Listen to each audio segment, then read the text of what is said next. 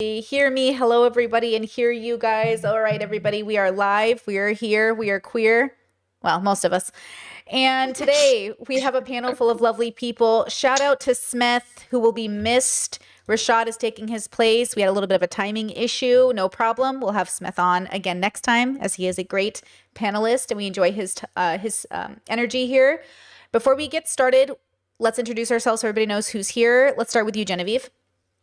Hey guys, I am Madam Genevieve, and I am a online and IRL sex worker and sex educator. I am a sometimes content creator, and currently you can find me monthly on these chats with Brittany, the ladies, and select guests. I know she's going to link some stuff in the chat, so my Twitter is the best place to find my link tree and connections to all of my other online pages. Perfect. Thank you. Maiden.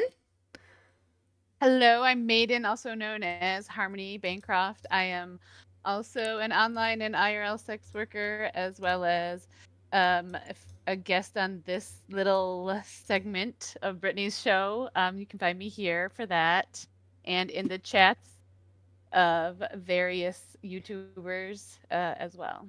Thank you. Arena. Hi, my name is Arena Nana on YouTube.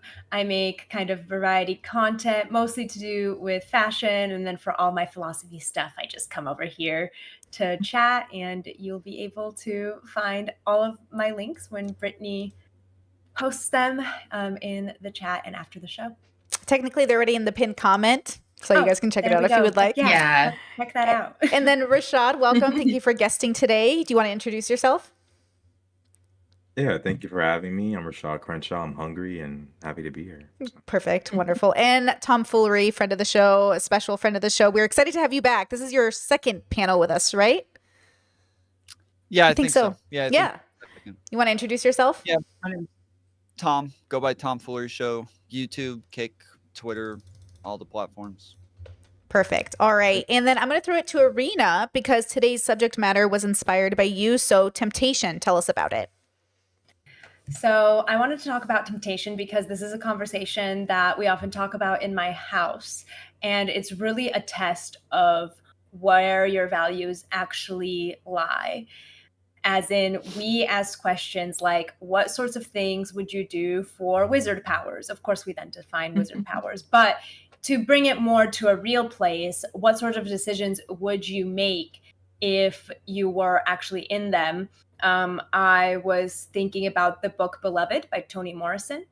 And this was inspired by a real situation where a mother who escaped slavery, she was an enslaved woman, and she escaped, got caught, and knowing the horrors that awaited her if she was to be brought back and enslaved again, she chose to kill one of her children successfully, and then attempted to kill another child and was not successful. So the book Beloved was inspired by that.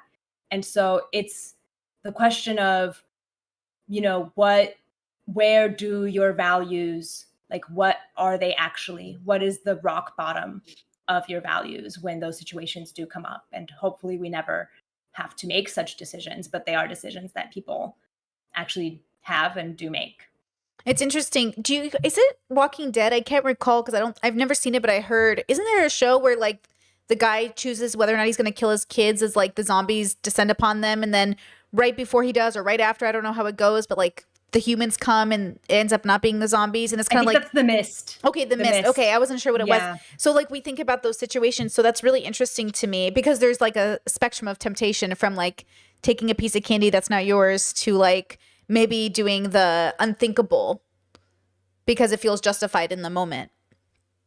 Yeah, I think that's a pretty intense idea. Any thoughts initially, guys?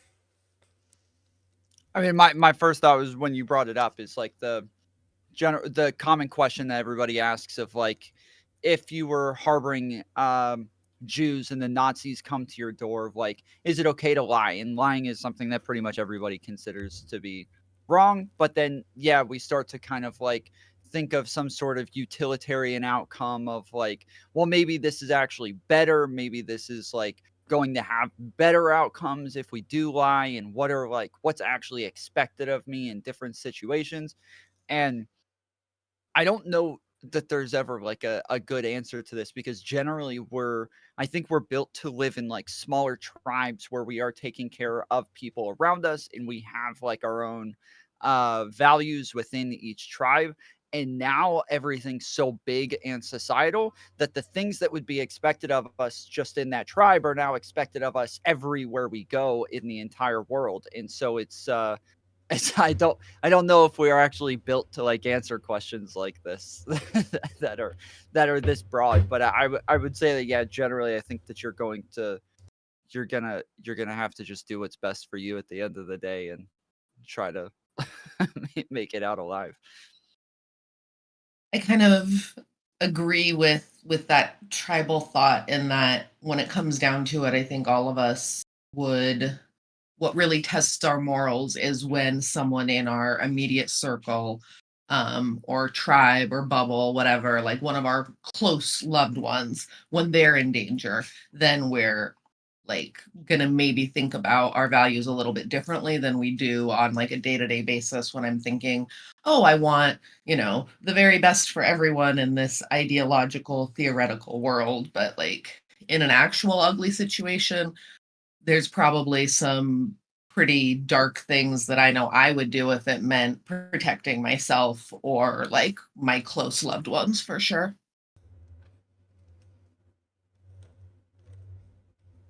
Funny, the shirt I'm wearing today is my values over loyalty shirt, which you can't see because Discord has me inverted. But that idea is so interesting because values are part of the concept around temptation. If you grew up religious like Tom and I did, I'm sure you guys heard about even Jesus being tempted in the desert, or there's references to temptation all over religion.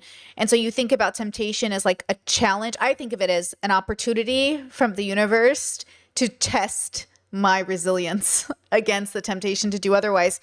And obviously on a spectrum, all of us are tempted in little and small and big ways. And so I think that's the question that always comes up is temptation an opportunity to prove to oneself your values, or is temptation an opportunity to see if your values even need to be there in the first place? Because maybe you chose the wrong values. Maybe they do need to be tempted. Maybe you need to make a different decision than you thought you would have made before. I think it's a reflection of who you are more so than I think it's a constant test of like, where are you as a person? Who are you as a person? I feel like that's kind of like, I use it as like a benchmark. Okay, I did this even though I know I shouldn't have done it. This is pretty much like a good idea of who and what I am at this moment in time. And it's a good way to like see, okay, is this the person I want to be or who I think of myself as? And if the answer is no, then that's like a good little like I can like mark that, I guess, mentally, like, okay, like as of today, I'm clearly like not in line with what I want to be, whether it's like being tempted to not upload a video or being tempted to not go to the gym or to eat bullshit. It's all of that stuff is like a measuring stick of like, okay, I'm not in line with the person who I see myself as or who I want to be. So How do you tell the difference between when you're tempted to do something like eat poorly or not go to the gym, and when it's okay to take a break? I feel like it's how often are you do, because temptation isn't always like a one-time thing. Temptation can like lead you down like I'm like a career of McDonald's. Like I've changed my life. Now I'm like eating McDonald's forever. Or, like it can just take you down this new path where instead of like that one hiccup, it's a lifestyle. Now, it's you know just choosing to, what does Trump say? Delinquent. You be delinquent. You're not doing your work. You're not uploading. You're not eating clean. You're not working out. And now you've just walked down this new adventure of being a bum because of one moment of temptation. So I feel like that's how you figure out like whether it's like taking a break or whether you're actually like going down a bad path as it becomes a habit. I think what's interesting about that you touched on, Rashad, and then something that I've seen Brittany say is maybe some people are more prone to temptation Like I forget the guy's name, but you were reacting to this one creator who was talking about how every day is like hell for him. He like willpowers himself through to like David Goggins. work out and everything, because otherwise he wouldn't lead the lifestyle that he leads. And I do wonder, it's like that. I think this is like a sort of religious concept, or like we've talked about this before too, but who is greater, the person for whom being quote unquote good is easy, like this is just in their nature, or somebody who has to fight constantly against temptation? And a primary thing I think about, like that you talk about, Brittany, too, is how when you're with your partner, you like lose all attraction for everybody else. I don't know how many people necessarily relate to that, but me and my fiance talked about it. And we were like, oh, no, we don't relate to us. Like, we definitely experience the temptation where, like, if somebody hot is like propositioning us, the temptation is there. We're not going to do it because we're going to go against the temptation, but it's there. Whereas for you, it doesn't seem to be. So that's an interesting to disconnect. Totally. It's like, if you have to fight against temptation, it's like a different experience than if you're just leading a certain life, right? Yeah, I mean, Robert That's Sapolsky. really interesting. You want to go, Maiden? Go Oh, ahead. Oh, well, yeah, that kind of just brings to mind like the idea of like, I mean, like feedback loops and stuff like that, and like how like if we give into temptation, it can get us into a feedback loop with that kind of, way of being. Where so like when you say are you a better person because you don't experience as much temptation and you do it, maybe that's actually because you're more disciplined and you set up your life so that like the good is what's tempting you. You're continually drawn to it. And so I don't know, like maybe it's like, oh yeah, it's harder for somebody who, who actually feels the temptation, but I don't think that makes them like better. It might make them like more undisciplined. Yeah, Robert Sapolsky, I just read Determined, and he talks about like people will take credit for something that was sort of not even up to them, which I think I might be one of those people where I don't feel any attraction to other people. Like I totally shut off. Like my brain just doesn't, I notice people are attractive, but I don't feel attracted to people when I'm in a relationship. I just kind of go blank versus I know the difference because when I'm single, girl, I'm attracted. I'm in DMs. I'm like actively drawn to people. But like I know when I'm in a relationship, my brain just stops.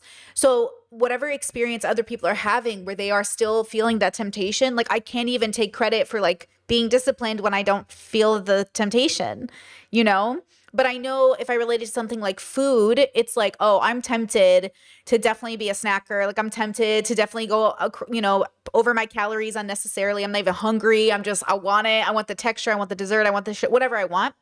So I have to remind myself like, nope. And this is temptation. And I would say, don't open the fridge. You will be tempted. I'm like, Open it up. No. It's hard though. And those are the moments I can give myself some credit because I know I have the thing. But then that begs the question, sort of like when I talked about your values being tested. So then I have to rely on people based off of their ability to sort of like not give in to that temptation. But then how do you learn that line between just giving in for an afternoon and, like I said, it becoming, I think like Rashad said, a lifestyle. Oh, now I'm in it again. Like, oh no, I'm back in a bad loop or I'm back in that thing. So yeah, that stuff is interesting to me because I do think a lot of us are taking credit for things that were never tempting to us in the first place. Yep. I feel that way Yeah. on food too, because like I'm like, oh, just don't snack, easy peasy. But it's like, well, yeah, it's easy for me to say. I don't really Yeah, have that the urge. wings and the ranch, like Oof. I'm telling you, like I don't know, like I'm supposed to just not do it, like Yeah, our senses tempt us so much. I feel like they like totally manipulate like what's relevant to us and what we pay attention to. And then you're done eating and you're like, but what the fuck was what the fuck is this? Like, what did I just do? And then you're just like, oh my God, bro. But That every feeling time, happens bro. with a lot of temptations that you can give into also though, like Don't I know it like- as a sex worker? exactly, right? you So- you think you want something and then after you've had it, you're maybe not so sure that was the Clarity. yeah.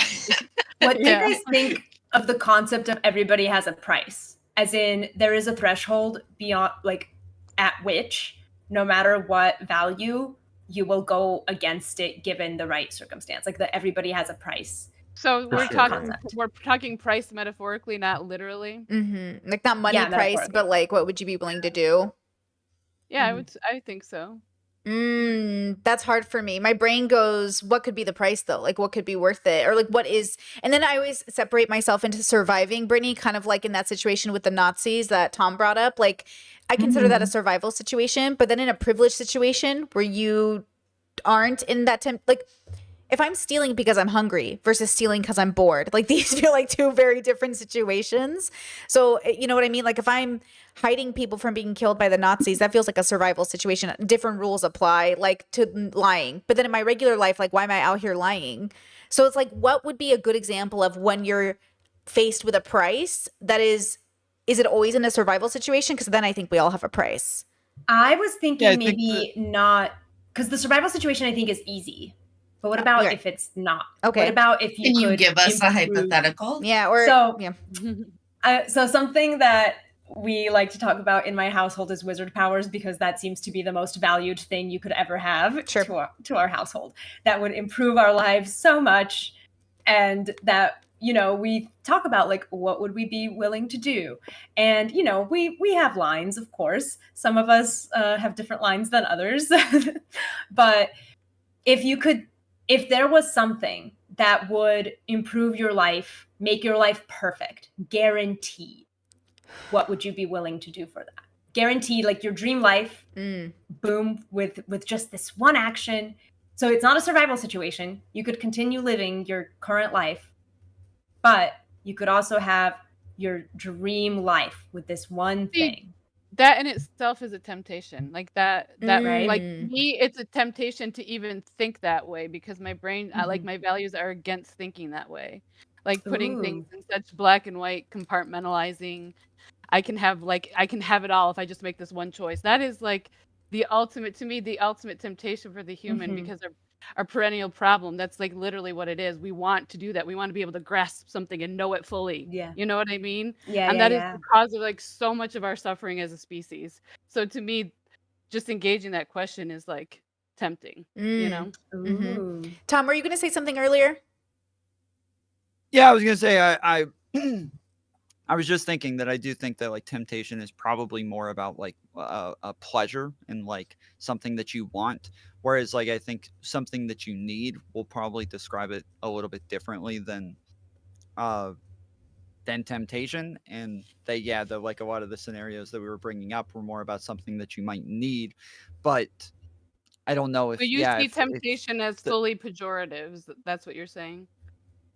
yeah, so even like everything that I looked up talking about temptation was talking about the fact that you're going to do it for reasons of like pride, pleasure, or possession, or like that these are about like you having some sort of like selfishness that is like driving you to do this or something like that. Whereas like, yeah, if it goes to like something that you need, something that's necessary, something that's like life or death, that I think that we would probably consider it a little bit different than temptation. But I also Like on I'm the same not, yeah, continuum, but like something different. sorry. Like on the same continuum as temptation, but something different. Yeah, I would say yeah. It's like it's probably at the other end of the spectrum, I suppose, where yeah, it's something that we would think of a little bit differently once it's a necessity. Once like yes, you're Yeah. deciding whether or not the Jewish girl gets picked up by the Nazis. Like yeah, you're probably thinking of. I don't think anybody. I don't know, because yeah, I don't know. We might say that the person is tempted to tell the Nazis where the girl is under the board. So Well, yeah, maybe to that is save still a word that we themselves. would use. Yeah, that would be the temptation, right? To save themselves. Yeah, yeah. So maybe Yeah, I think I get it that. would still be. But I do feel like that internal felt sense of like relevance, like something being just so relevant in your purview. Like you can have that feeling for good things and for like selfish things, I feel like. Yeah, maybe. I struggled though with the question of like being able to have a perfect life because Yeah, it me too. yeah, it depends on how much you can actually get out of that. Like I put a lot into the idea of like honor and that but I also, sometimes I wonder like if that's actually like the way things should be or the way things ought to be, is that everybody's doing this like individualistic, like honorable sort of ideals that that they're trying to like achieve, instead of doing what's best for them and their family and just trying to get achieve the most for them. So yeah, I'm not sure on that question. I don't know about wizard powers, but I would think of things like a lot of money or something like that, like millions of dollars. Yeah, like how much would you what all would you be willing to do for like millions of dollars to make sure that your kids all go to college and they all have nice houses and they all have food their entire lives, and you know that their kids and their kids are all taken care of. Like those are things that I think would be very tempting. Yeah, that is a great example of what people say everybody has a price, right? Is they do jump to the money example. The wizard powers example is like a fun example that would never happen. I mean, billions of dollars aren't going to drop into your lap necessarily if you do this one thing, but it's more realistic that they might. There's often people who do things for money. We call that a grift, right? But I mean, I do agree with Maiden that it is a tempting question, but it is, I would say, at least for our household, a great source of entertainment to see where our lines are and trying to be as honest about it as we can. And of course, tongue in cheek. But I mean, see, Tom, you brought up the billions of dollars. So do you have a price? Do you have something that you wouldn't do, but then when you hit, if somebody's like, you can have $10 billion, you could have $100 billion if you do this one thing. What is that one thing that you would never ever do for anything less than that? Price. Yeah, I think everybody has a price. I mean, I don't At know least what the they one have thing is. a I think point that will make them pause and go like, oh, yeah. Yeah, for sure. I think everybody, like, the different things are going to have different prices. If it came to like, pretending I was pro Trump, like that would take a lot. That would take a lot for me to actually like go and do something like that. And that's something that I'm sure there probably is some sort of price out there, but it's unimaginable to me right now without it sitting in front of me. And it's, but that price would be very different from like the price it would take to go and, I don't know, like kill my own mom for some sort of like other better outcome or something like that. Like there's going to be different prices for everything. Okay, would you guys chop off your left arm for $10 million? Not for 10 million. Probably, yeah. Not for anything. That's just like. My Do I left have arm- to actually chop it off like myself, or is somebody else removing Like it? it's a very nice surgery procedure, and they just Okay, right from there, okay. right for I have to. Yo, you're tweaking, bro. No, honestly, I have what to have do you enough need your left money. arm for anyways? I'm a righty. No, like, I would do it if it's Okay. a surgery for sure. Okay, Like I would was you- thinking I have to would you chop take it off someone myself, else's? and I was like, nah, I don't know about that. that's a real temptation. Would you take Rashad someone is right. else's left arm? Would you shove someone off a cliff for $1 million? Like I've got Not for $1 candidates. I would do million. it. No, I mean, like for $1 million's million, not I enough. can Yeah, think but of it's a somebody better that shove off for. It's a better question if you're the one who has to suffer afterwards, right? Like, Yeah, I was yeah. just gonna if say, you're like, making somebody else. Well, I mean, like suffer. I'm not gonna it's shove harder. there's someone off a different, cliff. yeah. I'm not there's gonna different walk away elements. from Is that it, like with a clear mind. Like I'm obviously gonna regret low key. But Like you I'm would so have level shoving billions off of a cliff. dollars for But that therapy million, afterwards. even $1 million you is can enough. give that person's A family million? some of your money. Okay, Not a let's million. not. A Let's come million on. is not. Wh- A million's but- not enough for that. No, I'm we're not all sharing gonna the make money. $1 million I'm- in our lifetime, guys. Come on. Yeah. Okay, but let's million's just say not let's nothing. just say we weren't. $1 million, I'm still shoving someone off a cliff. Like I said, I have candidates, and I just Okay, know I'm that not. for Okay, $1 this is million, interesting. like with $1 You're million, not going bro, high like with Rashad, I can okay? You change- guys steer I clear can, from I can high change surfaces. everything. I will Okay, shove but somebody here's off a my cliff entire life. for 10 million. This- 10 million, I'll this shove somebody off a cliff. interesting I'll thing. have enough money for One therapy. is still a lot of money, like bro. Like $1 It million is, is but like a house Not with enough no money to mortgage, never work like- again. If the goal is to never work Okay. again, 1 million is not enough. Yeah, but I like think this conversation is showing the importance of giving in to your smaller temptations, so you can fucking learn to play the tape through when you get to the bigger temptations. So wait, when I go like follow through with my temptations, shit does not work out the way that I want it to, and so I know the bigger temptation is probably going to have a bigger consequence, Mhm. and so it would cause me to pause because I have allowed myself to try out my temptations before, and so I know. You know what I mean? Like I think that How many this degrees conversation of is separation showing though? that we need to Like, allow ourselves some imperfection in this area so that we well, can well, what if make you weren't better choices. sacrificing yourself? What if you were like sacrificing? This is the real question here. Okay, like if you could like just if someone else was the fucking victim, what would you? What are you actually willing to do? Because No. it's easy to be like, oh, you know. Well, it's easy because I think it's harder to make. It's easier to make myself suffer than other people. I couldn't make anyone else suffer for my benefit. But if I had to cut off You don't my have left any arm, enemies. nah, I have 0 enemies, bro. You don't have like one-sided beast where you're just like, "Argh," but the other person kind of like, No. no. Well, No, like it would I be- was it would also be someone who wondering, would be like are we- pathetic and suffering, and I'd be ending their misery. Then I might consider it. right? Are we choosing who it is? Is it just some random person? Whatever Like, what enemies are you the- have, like I have The a lot of benevolent questions. benefactor You know is anything saying, about them? this is your victim, or It- your benevolent benefactor picks out your victim or picks out what you're doing, right? Like in my household, we've talked about how much money we'd murder each other for. Luckily, not that. Girl, I need to come to a dinner party. This sounds Yes, we so have the fun. best conversations. See, okay, in the industry, there's this saying that says not all money is good money because people try to tempt us with money all the fucking Yeah. time. So, like, I yeah. automatically do not trust scenarios like that. I'm just like, nope. True. Like okay, I wait, feel Rashad, as wait. if sex workers. Mhm. Oh, go ahead. Go, Jen, go, I was- and then I got a Okay, I was question gonna for say, I Rashad. feel as if sex workers do find themselves in situations frequently where you're offered large amounts of money to do something, and to you're see. like, let's play a little game and see. oh, or like maybe you say yes. It depends, but like that's a very real life situation for Yeah. sex workers. Yeah. specifically. Exactly. Let's give an example. Rashad, for $1 million, shove someone off a cliff or get shitted on. in your mouth. Bro, that person's going off the cliff. They better backflip or front flip or some shit. Make it worthwhile because they're going off the cliff. Rashad, I can tell you that. Rashad. So you can go into witness protection and you can have this career of your dreams of making millions of dollars shoving people off cliffs. Man, but I don't know if okay, like there's a burden here. I can maybe like 1 or 2 people. I don't have that many enemies, but like I'd say 2 people. I could shove 2.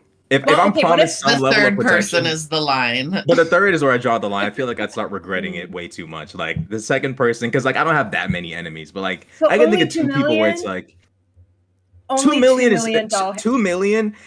If that means You're- my enemies are gone forever, I mean, yeah, 2 million sounds like God's plan. That sounds like Damn, that just bro. sounds like What God's what work. state do you live in?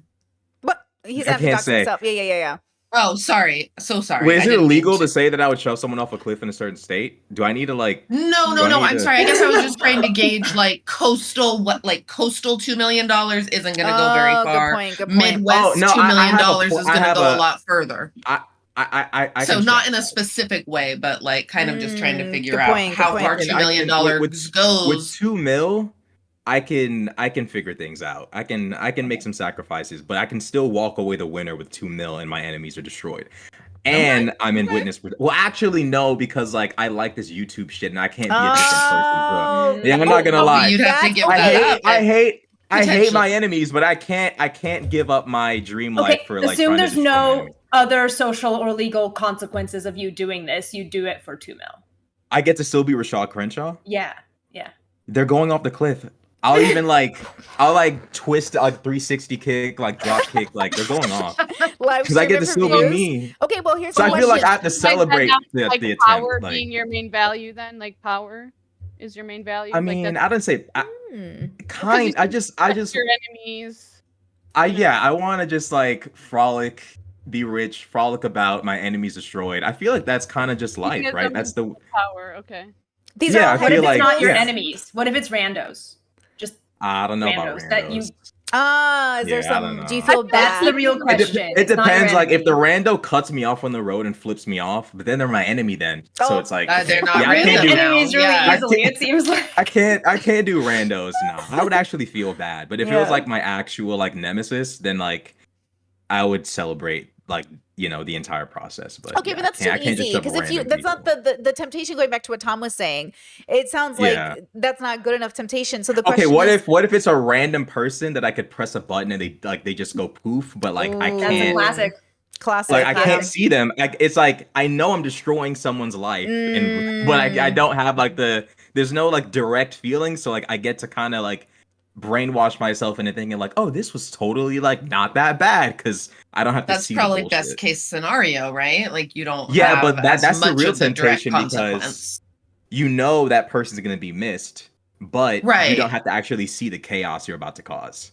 Right. get You to don't know kinda, anything like, about them. brainwash. You don't know Yeah. if they, I I mean, mean- you can assume they have family members, but you don't really Okay, know. let's say Isn't that how drone that- operators feel? Guys, like we people can't make who- every scenario perfect though, because then the conduct- temptation isn't as good. The temptation has to come with the Right. consequence of the burden of the responsibility, right? Well, Yeah, that's the especially if you're question- like killing your own enemies to have a good outcome. Like you're just benefiting in two ways now. It's True. not Yeah, even- that's really yeah. But I mean, I feel a twinge of guilt. It's still a person, but like they're 90% person, 10% enemy. So it's like, you know. It- They're deserving So- of going off the cliff. I think the enemy thing Possibly, isn't a maybe. valid question because that's also benefiting you, so it's a double benefit. But I do think the button is a valid question because real people do, with certain military equipment. I'm not educated on that, but as the technology gets better, people in the American military are greater on the separation ground. there. Yeah, shooting people. They're pressing a button and sending a missile somewhere. So that's like a real thing that happens. And I do think that even if you get no legal or social consequences for doing something like that, the mental consequences is something that you have to weigh against whatever benefit it is that you are receiving, right? So the real question is, what sort of mental consequences do you think you can handle given enough resources, to address it? And then will you ever be able to forgive yourself? Well, isn't that the whole point of the sin of temptation is that it leaves you Yeah. with the burden Yeah. of the sin? Yeah. Yeah. And so it takes over and Exactly, consumes your yeah. spirit, right? Mhm. Yeah. Actually, I'm curious, this might be too like private, but I wondered, Tom, if you could speak to sort of if you had a issue with temptation during your addict years. Like, was that like a issue of temptation?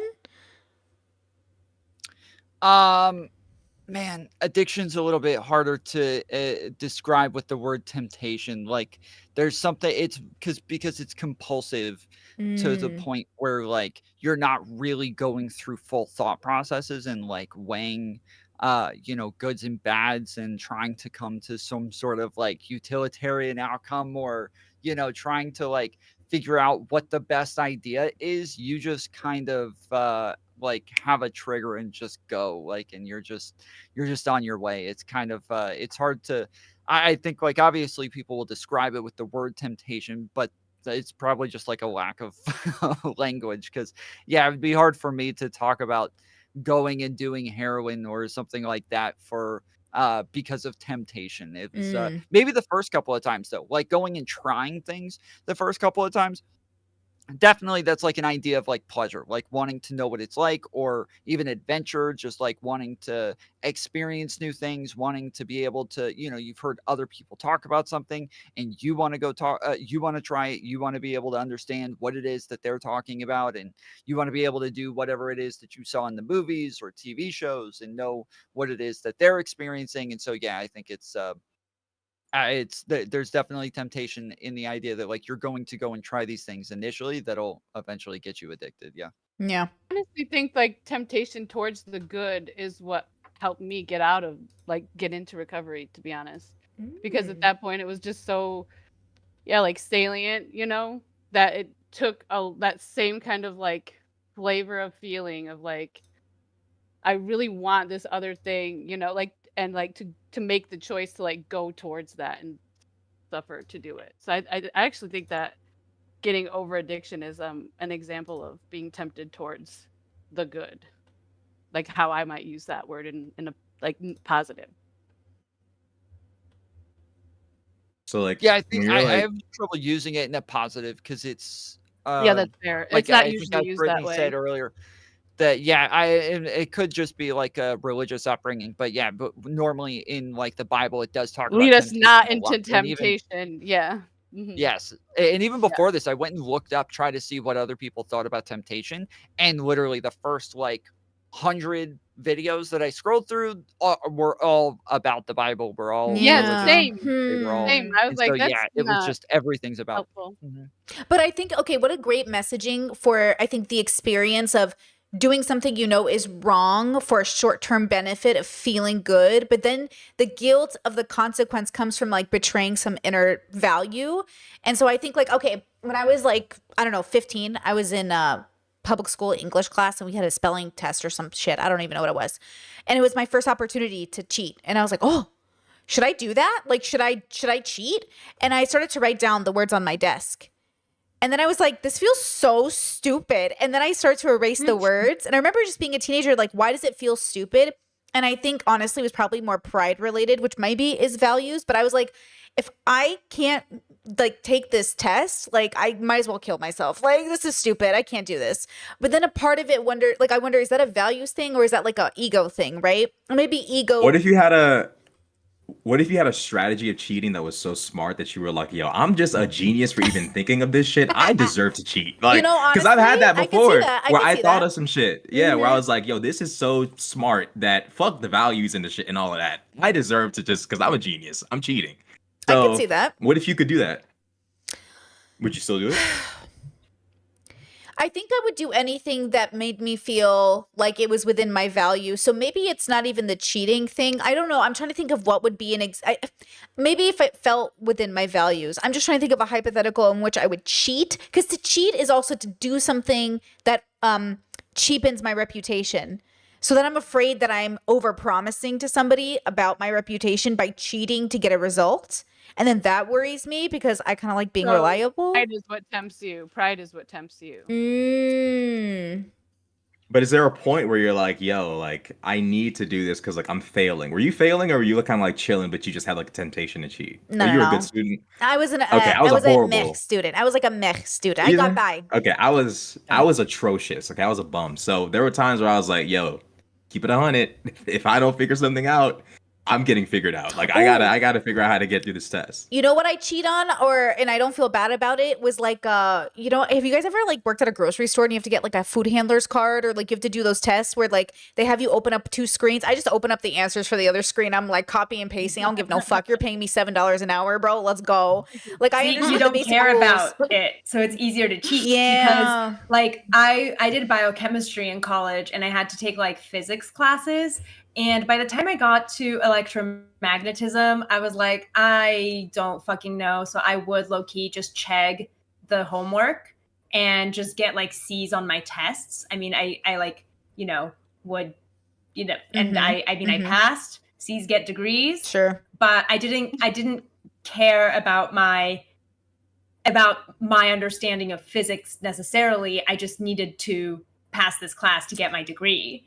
So you cheated on the food handlers thing because it wasn't like tied to your identity in any way. Right. So it was still a Relevant, temptation. yeah. You still cheated, but it didn't have anything to do with your pride or ego. So Yeah. Okay, then that begs the question, and nobody has to share. It's such a personal question, but does anyone have like a temptation story that you would count as temptation that you gave in? I'm trying to think. I must have been a petty bitch at some point. You know what I mean? Like I gotta All let's the be time. real.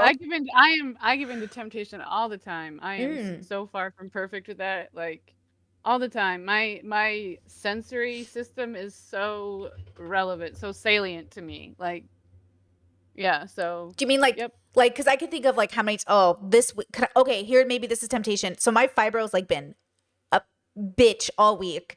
And it's my fault because I was sick last week and then I was like, I'm just not gonna work out. And my pump has gone down. There is no pump happening. I am just the saddest girl with my muscles right now because I haven't lifted Delusional. weights in like a week and I feel so bad. But I feel worse because I haven't worked out. But then I was like, but I'm just like not gonna do it. I feel like I gave into that temptation of like using the excuse of sickness to not work out, and now I'm in more pain than I should be in because I didn't work out. And now I regret it. But I also, because I was feeling so bad, ate a whole bag of chips and I ate a donut. So I feel like that's just one of those moments in time where Yeah. you just, you have your moments. Like I don't know. I mean, there was this one time last year where I was like so mentally fried. I like went a whole month without uploading. I don't know what, like, there's probably an alternate universe where I did the work I was supposed to do, and maybe like I'm famous or some shit. But I let, like a little bit of just like mental fatigue just take me out for an entire month because I wanted to just feel bad for myself. So like it was one of those things where I liked doing YouTube and I enjoyed the process and the entire thing, but I felt so bad at that time that I let like feelings that I don't even really have anymore derail an entire month's worth of content. So, you know, I guess that's one form of it. Is temptation just a part of the human condition and we should expect to experience it on a constant Yeah. basis? It's in our biology, the biology of desire. Yeah. Mm-hmm. Well, I think on top of that, I think that yeah, we're like socially constructing like ideas of what it is that we ought to do, and our biology is not necessarily built for that, and so we're going to have like conflicting problems where we're told like, oh, don't kill somebody that is like getting in your way of some sort of success, yet like yeah, we probably millions of years ago, probably, yeah, if they're not part of our family, they're not part of our tribe, they're not like somebody that has any sort of association with us, and they're getting in the way of like us killing a fucking mammoth or something like that, like yeah, we're probably going to kill the other tribe so that we get the mammoth instead. And yeah, I think it's always going to we're always going to have those struggles because we're not built for it. And I was talking to somebody the other day where I question this all the time about like where we see other animals like lions and other social animals like around each other, and that they obviously have a code. They obviously have a way that they are and are not allowed to engage in, like they're allowed to do some things and not allowed to do other things. And I always wonder if there are temptations, or if it is just they're like, because they are in their natural state and their biology and their DNA is all built for this like scenario, that if they're just if it's all just fully like I can't think of the right word, but innate, I guess. Okay, here's the question. Then piggybacking off of these ideas of it's a part of our nature and this is to be assumed, when does somebody who gives into temptation become a weakness of character, and when should we cast judgment or even condemnation on that person for being so weak when temptation comes knocking? Because it must be a red flag at some point that somebody's always giving into temptation. As soon as you call it temptation. Yeah, as soon as you call it temptation, and then you give in, it is going to be a weakness of character. Like necessarily, if you call it temptation, that means that you think it's something that you should not do. And so once you do it, like what we're talking about, like religious people looking at sins in the Bible and the 10 Commandments and all of those things, and that the Bible talks a lot about temptation with lust and those sorts of things. But when it comes to secular things, they're normally talking about temptation with like food, like you're working out all the time, you're trying to get in shape, and you're trying to like this isn't like a moral ought that you shouldn't go to McDonald's, but it is something that you've kind of decided for yourself that you're not going to do. And then when you go and eat that burger from McDonald's, you are kind of, yes, like it is a weakness of character because you already made this decision for yourself that you weren't going to do that. And now you're doing it anyways. Yeah. Okay. Go ahead. Oh, sorry. I was going to say that question reminds me of the distinction between hitmen and serial killers, because they are talked about differently in the legal system, but they technically do the same thing.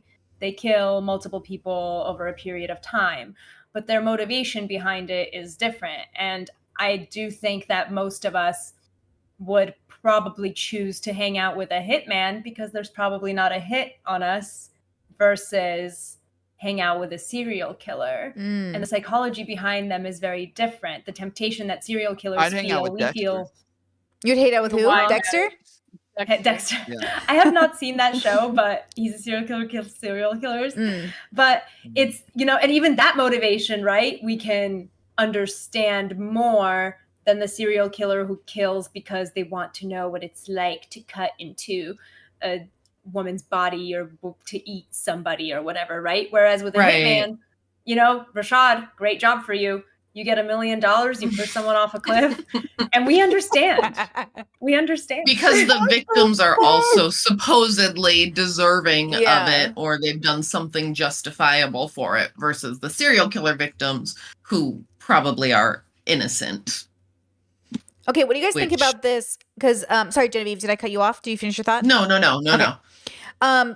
This is inspired slightly from chat as well. What's the difference from like impulse control, giving into temptation, and like actually having a disability? Like there's some studies that have been done about ADHD or like some data that's coming out that impulse control in ADHD is connected to also promiscuity and even infidelity. And then you think about the relationships with addiction and all those other things. Like I'm like, oh, that makes so much sense to my brain that they would have. Like that would be a part of the ADHD experience to some extent. Obviously, it's not a monolith.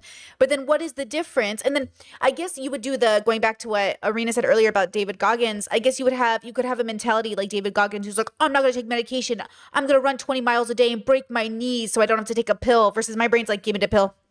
Give it to me. I'm not breaking my knees for no ADHD. Give me the pill. So it's like, at what point are you responsible for the uniqueness of your neurodivergency / your impulse control / temptation? And how does that play a role? Have I mean, you, because of just my to build on that, was- Okay, Jen, and then Go ahead. Tom. sorry, real quick, super kind of related. Have you guys heard any of those cases where like people start acting in ways that are really outside of their character all of a sudden? There's like giving into temptation all the time and they have no impulse control, and then they have like a tumor or a cyst or something that's like affecting part of their brain, and then we're like, oh, okay, well that explains why they did it. Yes, So yeah. it does, yeah, I have kind of a mhm. similar. Absolutely. Tom?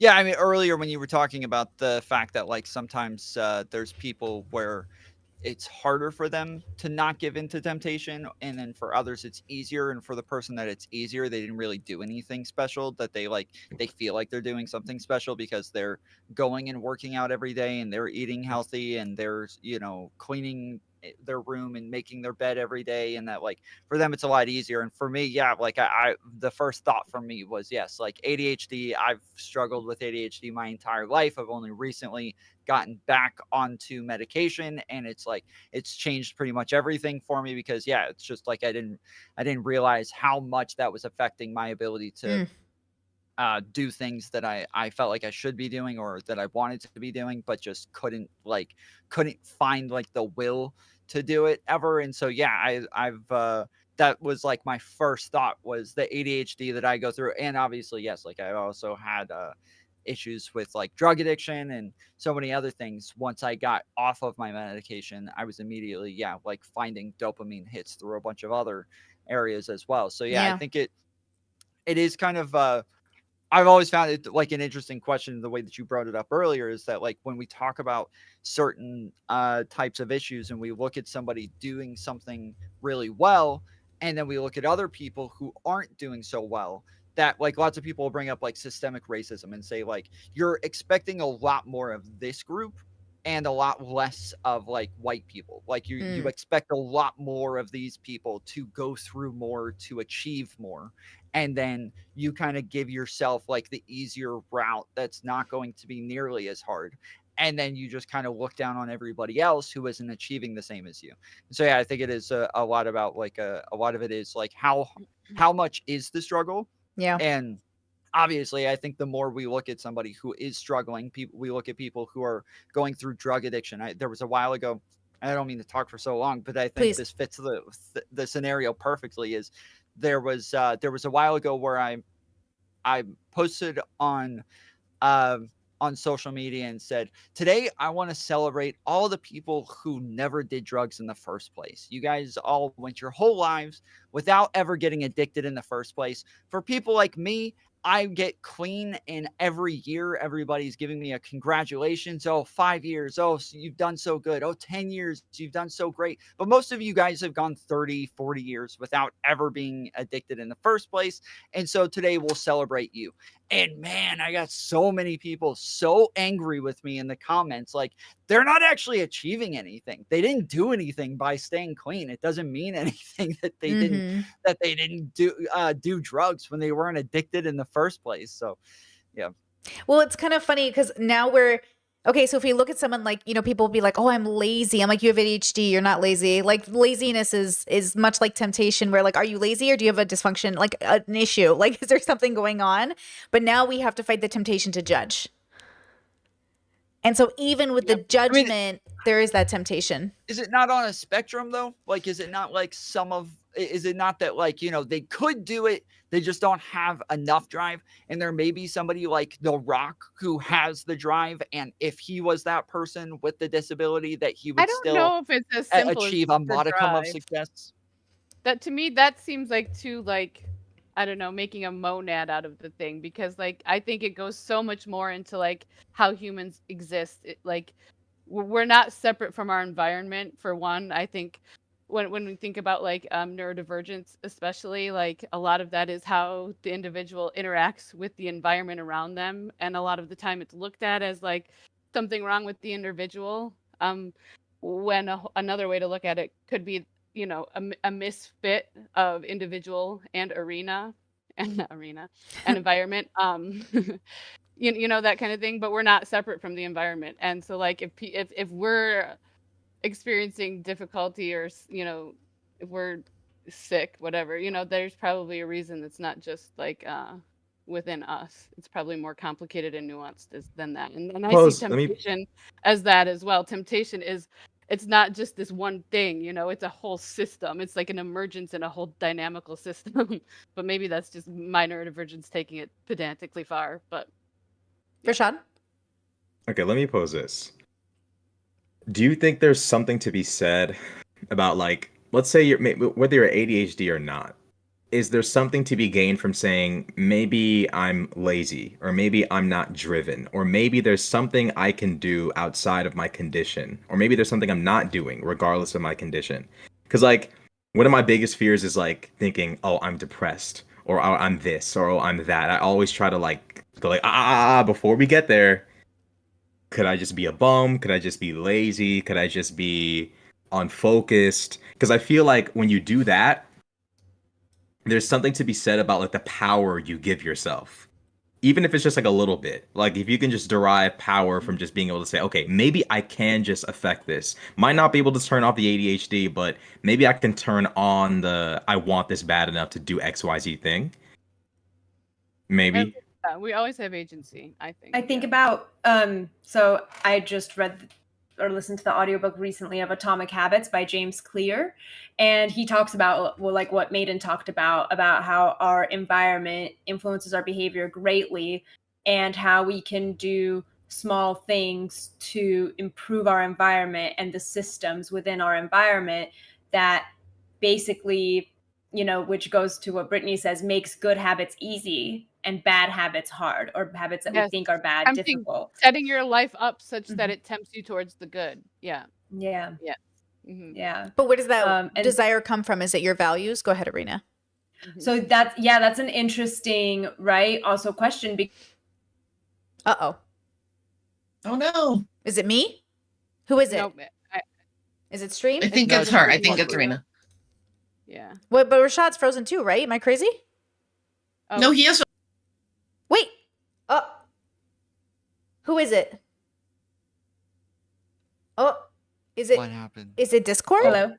Oh, Was it Stream or Discord? yeah, My looks like OBS says Discord we didn't glitched. Oh, drop. that's so weird. there's no way that many people glitch out at once and it not be Discord. It's It was all of us, right? Okay, I thought it was on my end. I was like, oh no.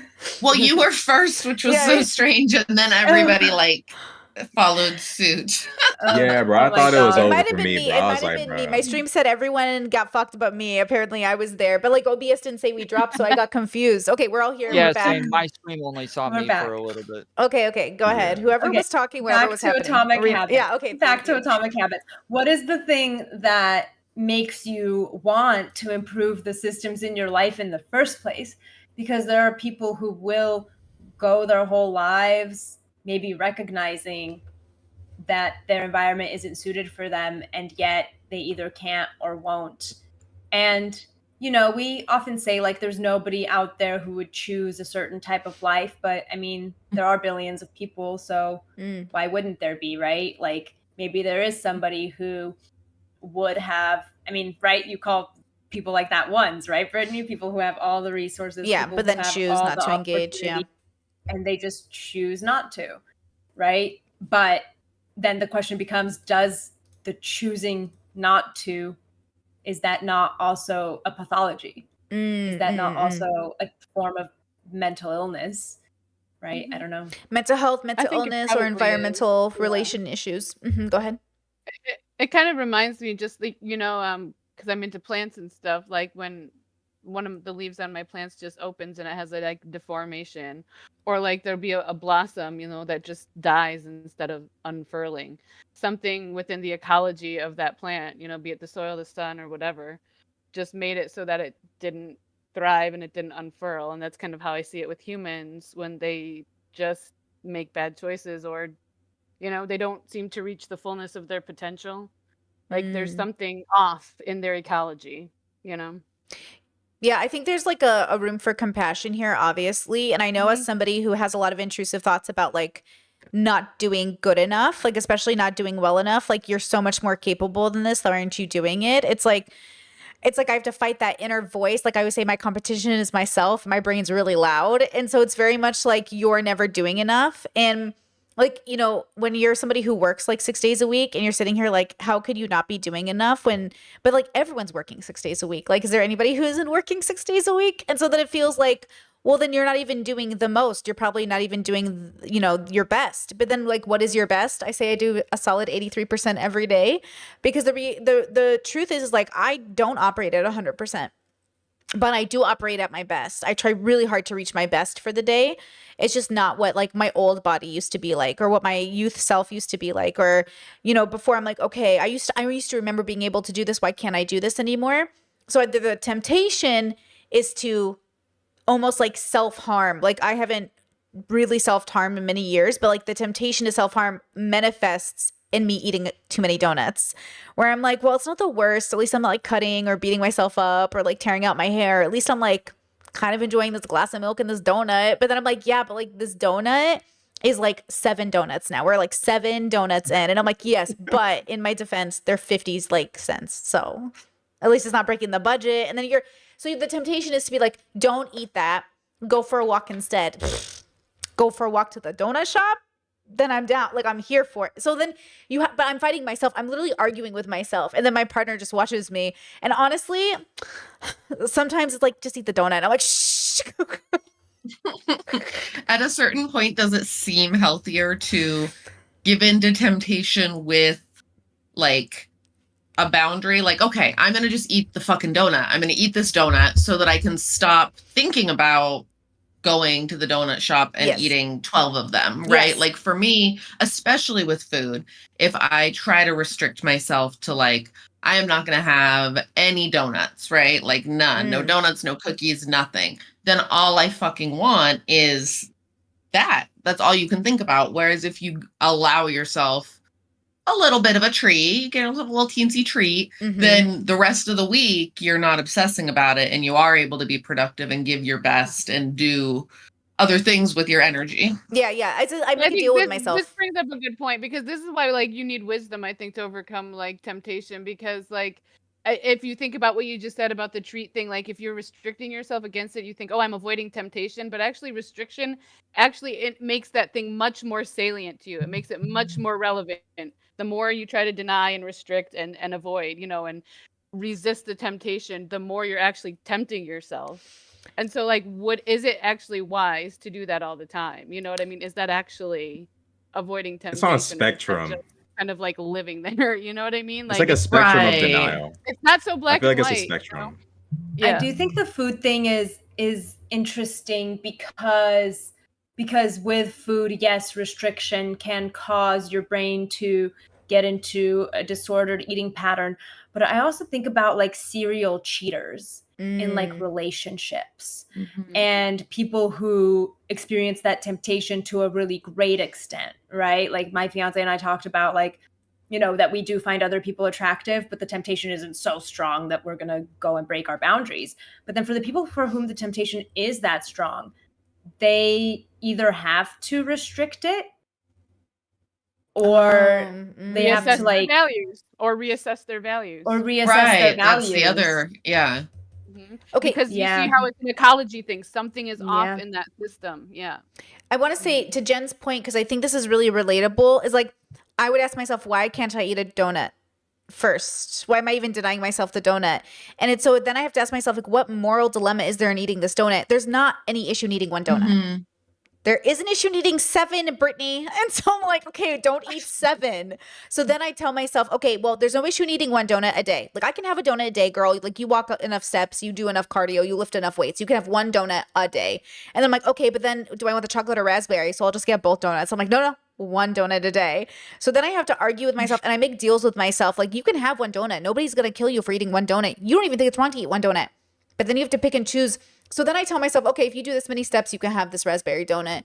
And it's like a deal I make with myself. But then with serial cheating, okay, I'll just send her a dick pic. I'll just send him this. Like, is there a line where you can negotiate serial cheating? Like you do Where are donuts? you getting this from? Not within a monogamous At that point, relationship, right? At that point, Yeah, you have to then- evaluate if monogamy is for you. It's probably not, Yeah, right? yeah. Something Yeah. needs to happen before that, or you need to go through the self-healing to figure out why you Mhm. value monogamy and yet can't figure out how to do it. Yep. Yeah. Yeah. Right, how to participate in it. Hmm. So it's also a consequence element. There's much less consequence. Ultimately, you're only hurting yourself if you do eat 7 donuts every single day. Really, right? The consequence is on you versus you're hurting your partner Yeah. if you are cheating. So Well, that's Yeah. technically, I There's mean, temptations that affect other people, right? now. Granted, you Much- could expand that to like you're hurting your partner if you eat 7 donuts every single day Sure. by proxy because you're not presenting your healthiest self, so on and so forth. But I'm just Yeah. kind of looking in more of Yeah. like an immediate cause and effect situation. Sure. Mhm. Yeah. yeah, with enough donuts, you eventually you're kind of effing. You over are your hurt, partner yeah. Yeah. At a certain point, Yeah. But see, this begs, okay, so then obviously temptation has to come from a place of morals and values. Now, is there so temptation, is it just so specific to the individual then? Is it just such a personal journey then?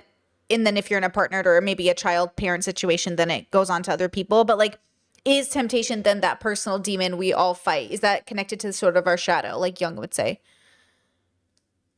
I feel like it's instinctive. It's like the more animalistic part of humans Yes. to just like do it's your something animal Yeah. brain. because you can do it, right? Well, More no, so, I actually- feel like I think it's our animal brain fighting with our higher brain. That's what that tension. Mhm, it's a conflict.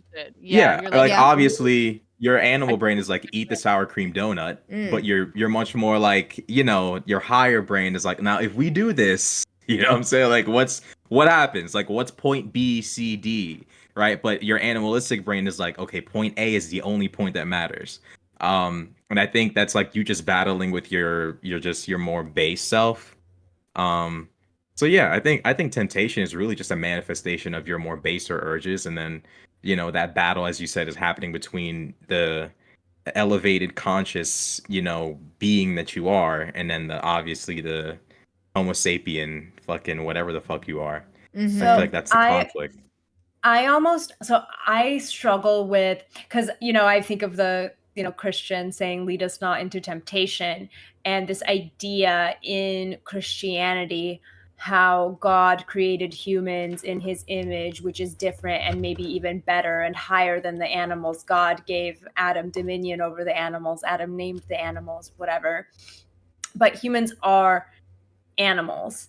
And yet, when we talk about temptation and, I guess the quote unquote morally bad things people do, we compare those humans to animals and I guess in a sort of way dehumanize them. And yet at the same time, us socializing in this way is part of how we operate as animals because we are social animals. Yeah, we're And so- metacognitive social animals. Yeah.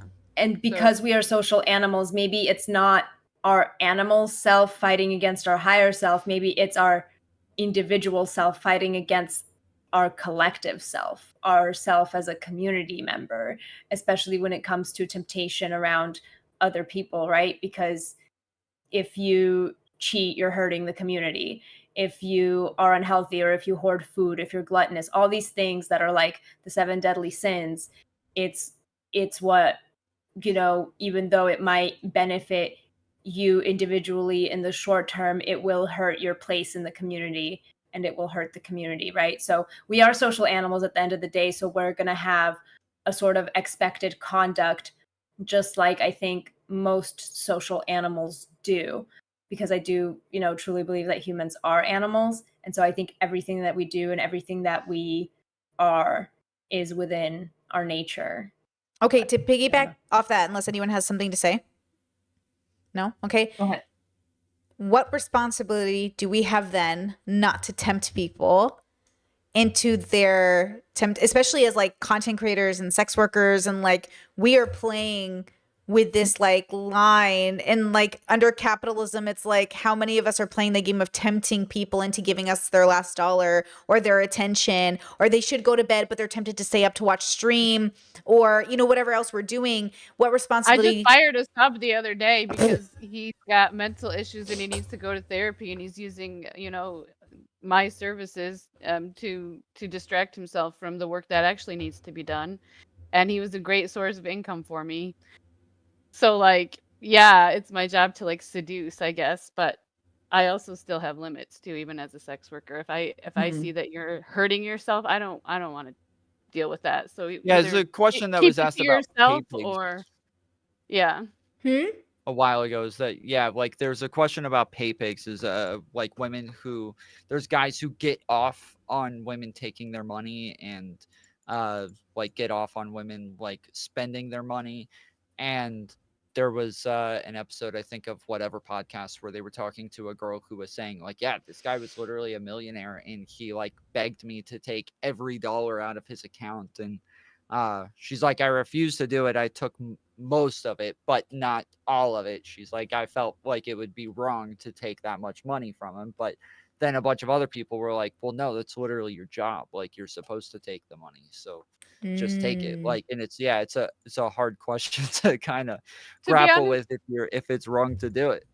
that is where I get tempted a lot, to be honest, in my work, and like knowing, okay, I could like take advantage of this situation and make a lot of money, or I could follow my values. That is probably where I get tempted a lot. Yeah, talk about what I've would you be I've willing gone to both do? ways. Sex gone work is both the ways. ultimate career for that. Yeah, I've gone both ways, and I know how I feel when I engage in it, and I don't like it's not worth it to me anymore, because because I have played through and I know how it makes me feel.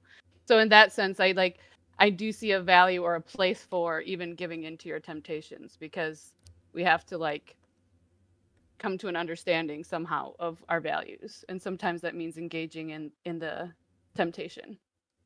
That's a really good point, because how are you going to know the consequences of giving into your temptations if you don't? And if you don't, it might become stronger and stronger over time, and you might give into, things that you might regret even more than what you would have regretted if you had just given in the first place.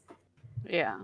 Obviously, there's a balance though, because I'm not just gonna give into my temptation to like ram, my road rage person off the road, like, yeah. Yeah, and that's kind of why I think temptation is sort of like an opportunity from the universe to really have a relationship with your discipline and your values, because the temptation to like hit your kids when you're angry, to yell at somebody when they cut you off, to like, say something mean in an opportunity of heatedness, or like, there's that thing, and then you see it like it almost is an opportunity to like stop it in your throat before it comes out, or stop your hand before it finishes. It's like but then you have to go over that line in the first place to even know like, oh, I don't think I like that, or this isn't who I want to be, or this is why I'm such a big fan of like people who have a story and then learn from a story, because my brain goes, okay, you know what it's like to be tempted, to give into temptation, to fight the temptation, to come back from temptation. Like, this is me. I want to know how you did it. How did you, stop the temptation, stop the cycle? And that's why I think even the temptation to judge, that's why I like even created the idea of like gay judging. I'm just saying like, I'm coming to an assessment based off the data, but I'm not going to condemn you, because like, I don't know why you're making these decisions. Like, even like I've had so many callers over the last few years who have been like serial cheaters, and there's some of like the kindest people, but like they're in this cycle of like they can't stop the temptation. And so one of the things we always talk about is like, where does that temptation even come from? And almost always it is about validation and control, feeling good about yourself, saying like, don't tell me what to do, this need that comes from your childhood, this need that comes from something else. And we always talk about, where do your values lie in regards to this action? Like, what values do we feel when we're given in? And to be honest with you, and they always, of course, like, they have their therapists and everybody else, and we're just talking about the philosophy part. But when we're talking about morals, it is hard to create the construct of your own morals and say, like, just for the fuck of it, I'm going to stick to it. It's like, but why are we sticking to it? Like, why not cheat? Why not give in to temptation? Back to my idea about being tempted towards the good, like there is something about our morals and our values that calls to us, you know? It really does call to us, and that we come, like, as we go on in our life, that we come to see, no, like, I want something more, I want something better. I don't want to just like keep fucking eating the donut every day, you know? Like, I'm so sick of myself, you know? Right. Yeah. You start to not have pleasure from it anymore, right? Yeah. The thing that you initially were tempted by that gave you good feelings, whether it's a Which is donut why- or exactly. sleeping with someone new or whatever the case may be, at a certain point, Why you're like, giving into your temptation is so important in my value system. yeah, Like, yeah. actually orient you to the good, you know, to orient So you can figure out what What if- actually gives you pleasure in the long term, or joy, what's actually going to help you to feel lasting satisfaction or happiness. But what if so here's where my thought went, because one thing that, you know, probably makes cheaters feel guilty is that they know they're hurting their partner. But what if their partner Mhm. wasn't hurt, Mm. but also they were still lying, but for some reason, for some hypothetical reason, their partner doesn't mind that they're lying, their partner doesn't mind that they're stepping out on them. And what if donuts weren't bad for your health? They were just kind of neutral and they didn't negatively affect your health. Like, what the reason, like, is the only reason that we are preventing this action because it directly has a negative consequence? I mean, what if rotting on the couch didn't have a negative consequence to your like health and mental health, and you were just able to just do that, right? I feel like the word rotting kind of implies Oh, a well, negative. yeah. you know? Okay, well, or even it's cheating can because only we're- occur because you made a promise not to do something. So it's like, Yeah, but if they don't care that you broke the promise, then they don't. It doesn't, make- you it doesn't know? always have to Yeah. have a negative outcome, but it can sometimes just have to do with a personal goal, like talking about working out yeah. earlier, like talking Well, about yeah. getting in shape. Like, this is a promise that you've made to yourself, and so then when you go and eat the donut, now you're like breaking a deal that you've made with yourself. Or if you want to live up to some sort of like virtue, you want to live up to some values, you want to be the honorable person, this is something that you've chosen for yourself to better yourself, and you're not living up to that, like, you are like obviously like breaking deals with yourself and promises that you've made to yourself that are going to be harmful as well. But generally, like, we're thinking of, yeah, like the negative outcome that's going to come to Yeah. others. And so when we're talking about it, this is what I like made the distinction earlier from, like, generally when we call something temptation, we've already decided that it's wrong in some way, but that doesn't mean it necessarily is morally wrong. It can be like just wrong as far as your goals go, as far as like the goals that you've set for yourself and what it is you're trying to achieve. It's like, so yeah, I do think those are two different paths though, right? Like avoiding temptation because of the negative consequences versus avoiding temptation of goals that you've set for yourself that doesn't necessarily have negative consequences on a societal or personal level outside of what you yourself promised, right? Like the people who become nuns, monks, etc., they're making vows to themselves. Like, I don't care if a nun is celibate, but she does. And that's like that's a whole different mentality, a whole different journey, right? Because they deal with temptation and they call it temptation, but it's things we do every day, right? And yet they take a vow to not do that. And they, I think, reach a different kind of, they have a different paradigm. They have like a different brain almost. Like their brain that they're living in is one that I can't necessarily imagine, because for me, I'm living like the regular life of I'm gonna avoid temptation because it has these negative consequences, right? And not, I've made this vow to, I'm actually interested, like if I take a vow to do something like inconsequential, but like I'm gonna try and stick to this vow, like I wonder in what ways would my life change? You should do like a 30-day trial and make a 30-day video trial, about like, it, because I'm curious. Yeah. Of like no swearing or something like Yeah, something silly that's like that, right? not really gonna hurt anybody if you do it or don't do it, but like, you're gonna try to not be tempted by it. One of the Mhm. things No swearing is a good one. no, I fucking cannot. I Okay. would do What- terrible, but not. Me either. One of the things I think will be probably really relatable to the panel maybe is that I remember one day saying, okay, we're not going to say the thing out loud because you get too much of a reward when you say the thing out loud that you're never going to do. So like you need to just do it and see what happens. And by the way, it is incredibly hard for me not to say out loud my goals or what I want to do and not get that initial like dopamine, like, yay, you did it. You said you were going to do it. So it feels just as good as doing it kind of. But then I was like, but the results are not the same. Like, I'm not going to lie. Sometimes I'm going to tell you guys a secret. Sometimes you asking me to flex during stream holds me accountable to keep working out because I'm like, what if they ask me to flex and there's nothing to show? And so then my brain kind of like, but then I have to do it now. But that's different than before where I was like, don't tell anybody that it matters. And then when I noted, like, I remember the first time stream was like flex, I was so nervous that I was like, oh my God, because I've been saying I've been working out. And what if I've just been saying it and then it's not even going to show the results? And then they're going to think, oh, Brittany's such a talker. Brittany just says she does these things. And then that made me kind of feel like my word matters to me. I realize how much my word like matters to my brain where I think that's why I don't like lying very much or want to be held responsible for people's reputations. Cause I'm like, like I'm already hard enough keeping mine in track, like in order, let alone somebody else's That's not to reputation. yourself.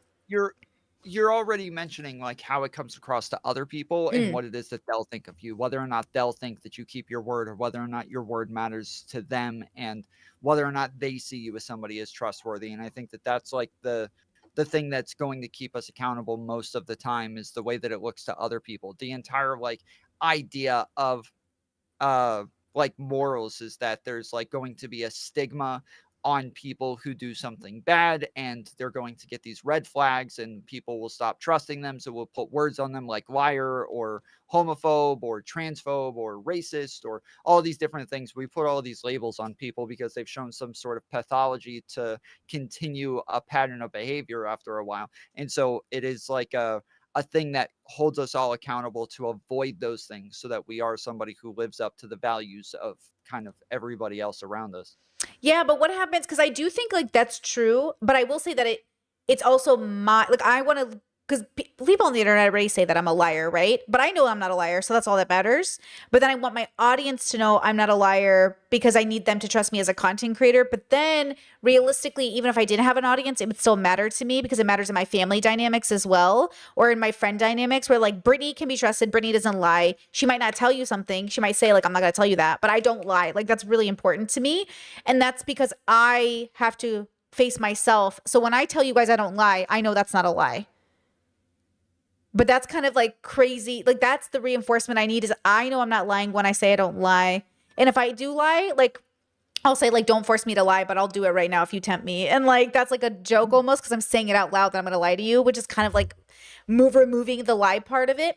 So then I have to wonder, like, how does that play a role in terms of those other, because when you say that it comes from society, it almost like sounds like you're not having a relationship with yourself, but that's not what you mean, right? Like I'm I assuming think that's not some what you mean. people are intrinsically motivated and some people are Of course. extrinsically motivated. Of course. I feel like I can only really do things that are important to me. Like I have struggled so much with like shame and guilt and like various temptations and stuff that were like external things put on me, and then I had to have that like moment of like talking to myself, and I realized, oh, I'm struggling with this because it's not a value I have. It's a value I feel like I should have because it's a societal value. Mm-hmm. You know? Yeah, but it's not But- it's not that simple because like if you grew up in a That's true. society That's a where little they bit valued the nuanced. person Yeah. who was going to where they were gonna like, you know, the person who kills the most people every year is like the best, and that's the person that has the most friends and gets the most love and gets the most accommodations and everything. Like you would have just very, very different values, and the things that you would look at is like, this is who I want to be, this is who I'm Yeah. choosing to be, these are the You things can't that I fully want to divorce change any about myself person would be from very different. society. The society, yeah, there is this Right. pressure that like part of who I am is society, and Mhm. I am a part of society. It's a feedback loop. So yeah, you can't just. I'm not a monad. Exactly. I'm not. Yeah. So I agree with that. that is definitely true. However, I think that's part of the reason that my specific brain, which is neurodivergent, hella neurodivergent, like struggles with some of that stuff because I really do struggle with the societal pressures because they don't always make Mhm. sense to my brain.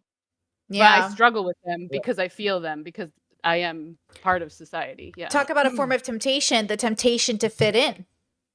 Mm-hmm. Like Mhm. versus knowing your authentic self, and that's so difficult. And that's Yeah. why I always That's a come to big the one for me too, actually. yeah, but then I always come to the conclusion that it's better. Especially because I don't naturally. Yeah. Right. Well, I always feel like the better conclusion is instead of giving into the temptation to fit in through a lie, because I don't want to lie, like I fit in here, look at me. The idea is like not to lie, but to simply, the best source, be quiet. Like if you need to, because like then you don't have to lie, but you also don't have to, just I don't know. I mean, you and I have had conversations about the fact that like there's times where I think like there's acceptable times to lie based on like the expectation in certain scenarios. Like if you have a boss who keeps asking you about your personal life sure. and you feel like, okay, if I give him little bits, he's going to keep asking, but also I don't want my boss asking about my personal life. So Right. if he asks like, hey, do you have a girlfriend? You just like, nope, single, totally single. Or like you think your boss is racist and you're not going to get a raise if you tell him you have a black girlfriend. So you're just like, nope, no girlfriend. And Don't that's have girlfriend, that's nope, what I would nope, count as a none of them. survival situation. So like if it's a threat to myself, like Jesus don't care if I lie, girl. But if it's like in a position of privilege where like I lie and somebody gets hurt because of it in a really significant way, then my brain goes, okay, hold on, like pick and choose, like harm reduce as much as possible, right? In the scenario. Yeah, for sure. Me, it's not. It's more about the dynamic that exists there. Like, what are the expectations based on social standards? So, like, with a boss, is there any sort of social standard that requires me to tell him about my personal life? No, there's not. But if I have a friend who's also racist, yet we're really close, we tell each other everything, Sure. and then he asks me if I have a black girlfriend. Yeah, I think in that scenario, I just need to tell this person that I have a black girlfriend, and if we just aren't friends afterwards, then that's what it is. But like for me, it's more about like the social dynamics and what it is that what is it that we've like placed on these relationships. What are the expectations within those relationships, and should the person expect those sorts of answers from you? Mm-hmm. Yeah, I think this is what's so difficult about all of this is it does come back to like the values versus the situation, the context, and like what makes sense within reason. Because I do think reason has to play a role, going back to what Tom said about being a little utilitarian about it. Like there has to be, especially when the consequence for social interaction can be so high, like there has to be a deep consideration before action is taken. I do. Well, I don't also think think anybody about, expects you to be honest with a cop if it's going to get you in trouble, right? Sure. Like, I think about what we said earlier, how laziness isn't real, or like how the way most people think about it, it's not applicable to them necessarily, but certain things, whether it's the environment, mental health, whatever it is, affects people's behaviors, and we filter our social groups based on people's behavior, and we say, you know what, you're this type of person who behaves this way, I don't want to interact with you. And for some people, they end up in a place where they have nobody that wants to interact with them, nobody that provides them with support or community. And yet I would struggle to say that they are necessarily owed that. But at the same time, can we be surprised when people like that do lash out? And we did form a society, hopefully, to make sure that people don't fall through the cracks as best as possible. But does society owe that? Or is society meant to be for people who can operate functionally within it? It's both, but what do we do as like individuals, but also societally? Some people are like, one thing I learned in the army is like some people are like, I hate to sound so childish, but some people are hopeless. Like in basic training, we had people who just like, it didn't matter how much grace you gave them, how much patience you gave them, they couldn't do more than 10 push-ups. They didn't take it seriously. Not that that's like like a grading for like all of society, but there's some people who are like, no matter what happens, no matter how much like they get humiliated, by like the drill sergeants. No matter how much bullshit happens, they just never have that wake up call of maybe I should get my shit together. Like no matter how many people leave someone's life because they're toxic, no matter how many people are like, look, love you, but I can't really fuck with you because you're constantly doing blah blah blah. Some people, sometimes that's what it takes, is losing everybody, but to be like, oh shit, like maybe I'm the common factor, I'm the common denominator, and if I keep this up, I'm not gonna have anyone.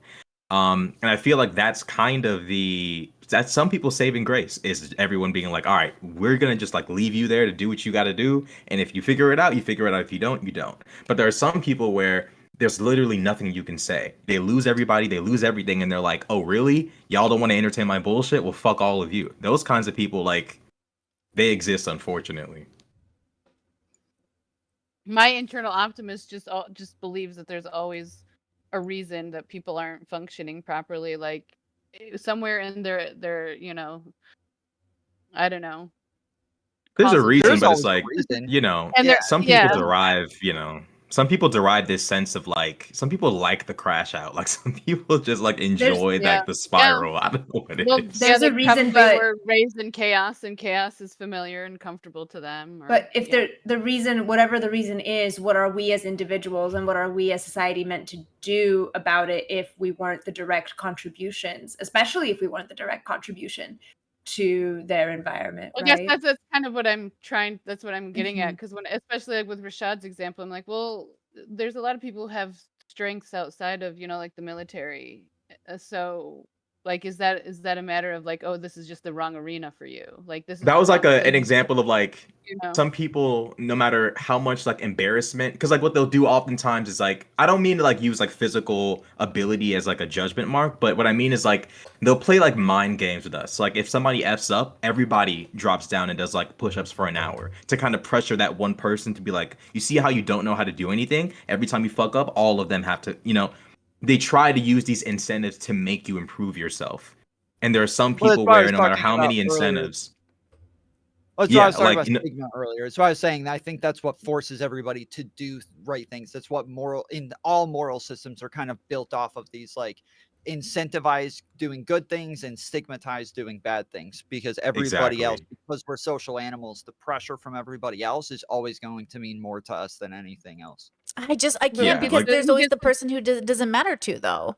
Well, and who gets Well, to that's- decide that's- what's that's what good I'm and what's saying. bad Yeah. for society? Like, well, Like, we would have There's going to like be an we had one. exception. Yeah, That's we had true. a guy who like they would humiliate him in front of everybody What on if they have purpose. Move this big ass PTSD? locker, do this, do that, and he just couldn't do it. Like they tried everything. How about we punish everyone? How about we make fun of you? How about we make you do shit you can't do? Like nothing worked. Like not even like encouragement. Like come Mhm. on, man, like just nothing worked.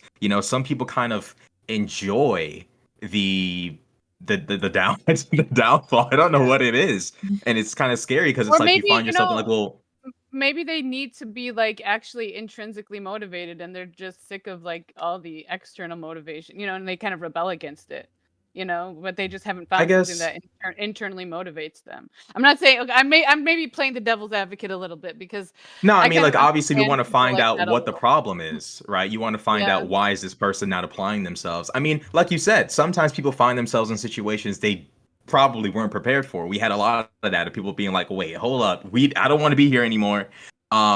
But you had some people where it's like they wanted to be there, but they didn't want to be there. It's like you want to be in the army, but you don't want to do what you have to do to be in the army. So it's like Yeah. you What want do you do to with be a people part like of that? this. Yeah, what do you do with people like that wanna who want to be believe that there? there's some way, but like I feel There like is a way, they have but to it's like decide they're on the their way. own. Yeah, Yeah, They're it the goes way. Yeah, back they to are that, the way. right? They have Yeah. to decide on their Yeah. own. Really fast, let's take a None of us pause can because do it. Sleeve gave us a super chat that says this is one of the best Brittany and the girls stream yet. Great energy, great points, great Ooh. guests, and best of all, Arena hasn't trash talked animals once. What's that about? And maybe someday Harmony will play the piano for us too. Grats. What? Do you trash talk animals every time, Arena? No, I think he's referencing the fact that I said how cats or something don't, like, we anthropomorphize them. And then also, like, my story when I was a kid, I would when I was Oh. like a small child, I'd throw snails down the stairs or something. Sure. So I He's still gotta never talk gonna my let shit. you live that down, okay? A Hilarious. snail serial killer. Okay, wait, this is actually interesting because Tom brings up a really good point because temptation in my head is such a singular issue, but then the results of it can obviously impact the environment. Like when your parent is tempted to not show up, or like when somebody's fighting their demons and then they're not there or reliable. There's obviously like a relationship between the introspection and the extrospection, right? And so temptation has to have a dual relationship. Like Jesus wasn't tempted by himself, he was tempted by the devil in the desert. So like he's tempted by his his environment, everything outside of himself, and then the willingness to do it. And so like there's something to that I think is sort of interesting that I don't know if we've really covered, but I think that the problem with But even temptation. Go ahead.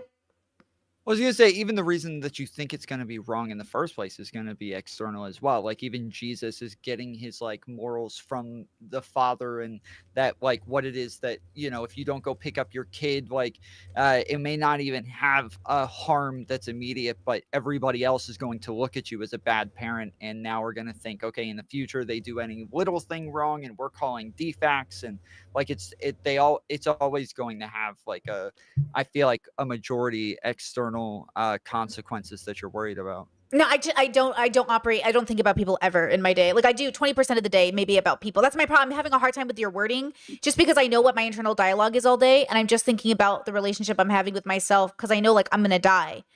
So to think about other people with my limited time on earth is to sort of imply that they need to take up that much time. Like people can't take up that much time in your life. Like unless you're always in the community, which I'm not. So like that's why I'm struggling because because value over loyalties. The reason I have this merch is I'm willing to be the bitch on the internet everybody hates because of my values. So if I cared about society that much, I would have just been nice to every YouTuber and never burned a bridge. But I'm willing to burn bridges over values.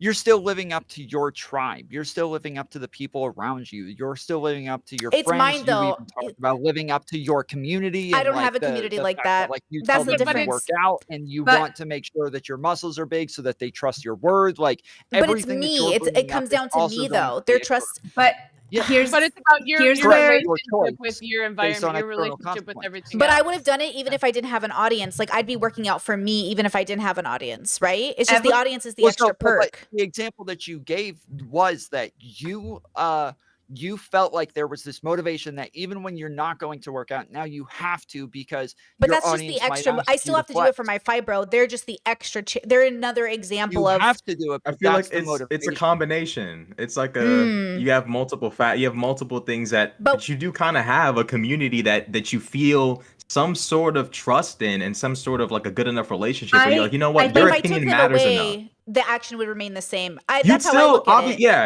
right? but there's Okay, other reasons. here. Even without an audience, No. you have other reasons to do Right. it. Sometimes even external reasons. Sure. But if my if fibro you- could be external, I guess. but you're still a YouTuber, and you still Sure. have an audience that likes you, Sure. that you trust enough to actually put work into your personal life to then show them, hey guys, I'm doing this, right? Not even just that, like you could have grown up in a very different time where like being bigger and chubbier was the more attractive thing, or that like women weren't supposed to work out, they weren't supposed to have muscles, that was not a normalized thing yet, that like you would have grown up in a time where those things were stigmatized and you wouldn't have worked out, and nobody did, so no women did, because yes, it just wasn't a thing that was celebrated whatsoever. But you live in a time where being fit is important, where women working out is important, where women having their own like ability to be independent and do what they want and be strong, and like there's so many other things that are being celebrated today that give you this ability and motivation to do these things. Sure. I was gonna Marina. quickly just pose a hypothetical. I do think that the reason we have a concept like temptation is inherently because we are social animals. Mm. Like I think about the bats, where the bats who don't share end up either getting beat up by the other bats, or other bats won't share with them. Greedy bats have social consequences. Crows are social animals and they have social rules, and maybe they deal with their own version of temptation. And so I think if we were not social animals, just imagine yourself born and you have everything you need on an island. You have the cognitive ability of a human, but you don't have the social needs of a human. You're not a social animal. What would even temptation be with no context of a community ever? with no context of a society. You are a social animal, or you're a solitary animal. Your job is to survive and maybe reproduce, and that's it. Your survival is not What if dependent on a society, like a tiger. I don't Or you get want to Right. include like health? You want to include health drawbacks? Because even without a society, you still have a body that can ail and fail from like certain things. So what if you like? Well, what no, if you, I like, mean, took that imagine away a as human well? that Yeah, but doesn't again, need health society. drawbacks were That's not a solved by social animal. It's like a tiger. A human that's like a tiger. Yeah. Okay. There's Okay, so no but you health still have drawbacks, some- no mental health drawbacks. Okay, so then I think temptation is something that's dependent upon the yin yang kind of thing of like you're negative and positive. I think it's kind of a product of the contrast of things in life, because you can measure a result of an action that then gives you a reason to say no to an action or yes to an action, because you have something that you understand that gives you a reason to say or yeah.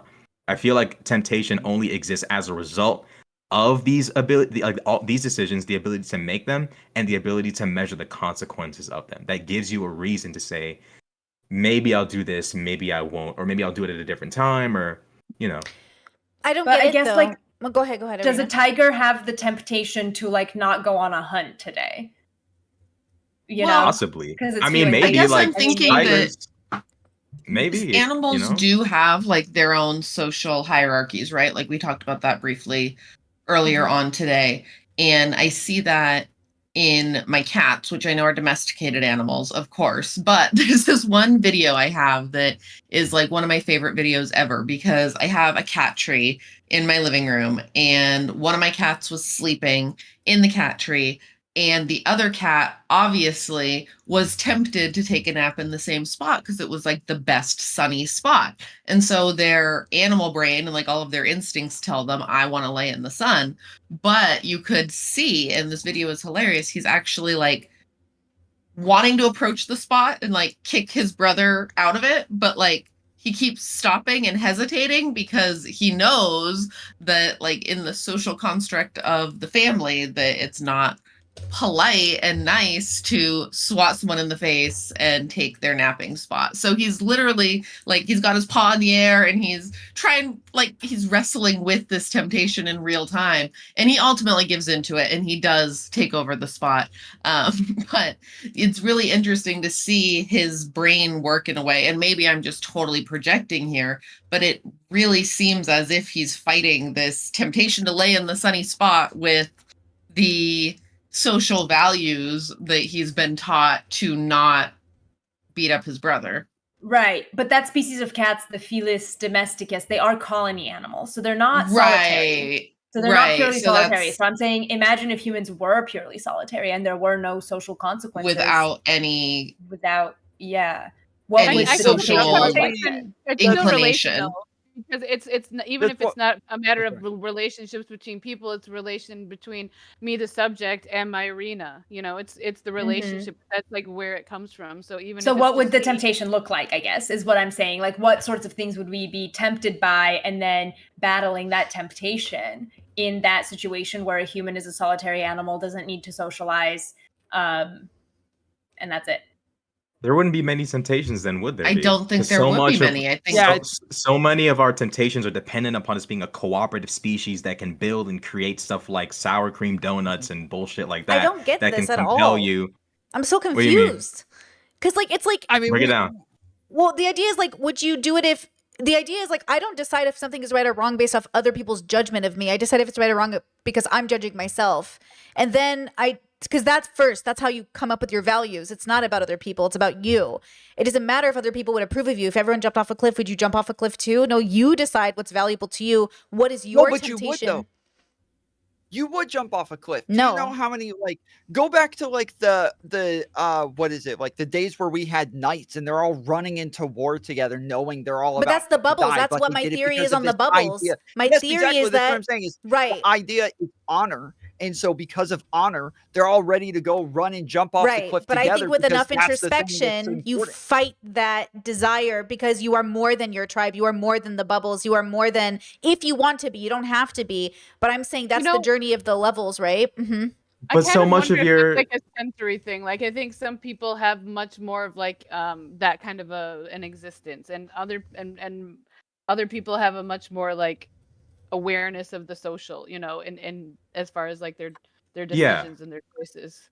That's think I, that's I think that's so really much, good. but so much Sometimes- of your purpose that you find in yourself as a person is oftentimes dependent upon the world around you. Like even if you I think, don't yeah, define your I think it's entire a worth spectrum. on what It's like a everyone thinks, spectrum. like the knights aren't just fighting for honor as a part of it, but they're also fighting for their home. They're also fighting for the reputation of their family, or whatever the Yep. case might be. There's so many things that mean something to you that can compel you to do things, even if it's not necessarily like someone saying, Brittany, how high can you jump? And then you jump as high as you can. It's more so like, hey, there's things that aren't necessarily me, but are a part of me that give me a sense of who I am and make me feel as though I belong, that I'm willing to do crazy stuff for in order to secure or to protect, right? Yeah, that's kind of why the question is like kind of difficult to me, because there's like what She is is a not. She is human? not fucking. I'm not fucking with it. I'm not What- getting it. Yeah, what is I what mean, is a yo, human my- outside of social? What is a human outside of being a meta social creature? That's what I was Like, about that to doesn't- say. Is that's we not a normally human.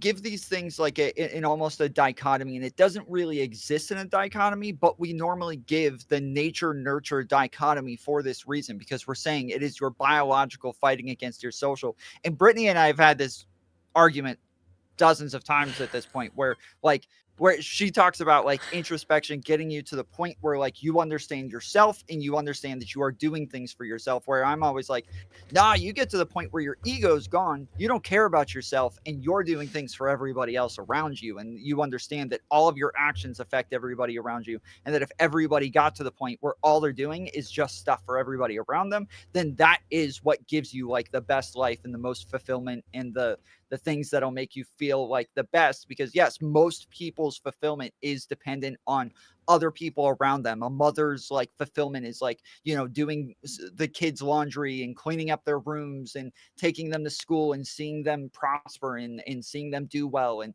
like a husband and a wife helping each other through their lives and seeing each other like be successful. Like so many people feel fulfilled based on other people's success. Yeah, I just don't think it's one or the other. I think it's dependent on the person having the experience Yes. with existence. So we're all I'm atoms convinced having of an that. experience. We're all So, like I stardust. guess- So So, Brittany, I guess my question is like to go to the solitary animal example. If you as a human, if we all as humans were solitary animals like a tiger, would your values look the same or different? Or how would you form your values? well, I think I'm having, how much I struggle with hypotheticals. Yeah. I don't understand tigers. Like, am I missing something with the tiger? Like, They're not I guess I'm- cooperative species like They're not humans. so- They Yeah, do they their own don't- thing. they They just do chill whatever the out on fuck they their want? own. well, I Yeah. think Yeah, that they're is not the as values, cooperative as us. right? Like that makes sense to my brain. Like so I have my external values, like Brittany's values, and then I have my Mhm. Brittany as a societal person values. These are separate values. So my personal values, and then I have values as I act in society, but they're different. So like when my family, this is a fight my family and I get into a lot. They're like, "What do you think about this?" And I'm like, "Do you mean as a voter or as a Brittany?" They're two different answers. For a lot of people, it's the same. For me, it's different. The values I have as a societal person have nothing to do with my personal values, and yet have something to do with them to an extent because they're based off like my relationship with other people. But if other people didn't exist, I think I would be very different than I am when socializing, because I wouldn't have to socialize with them. But the person I am in my I home, think you'd be different with both. that's the me. Would you? So in this hypothetical, would it be like a feral human, or like someone who was raised with people? No, just just humans as a species So are even not our social. cognitive process. We would still be have our different. cognitive, is but we're Mowgli just from not social Jungle Book. species.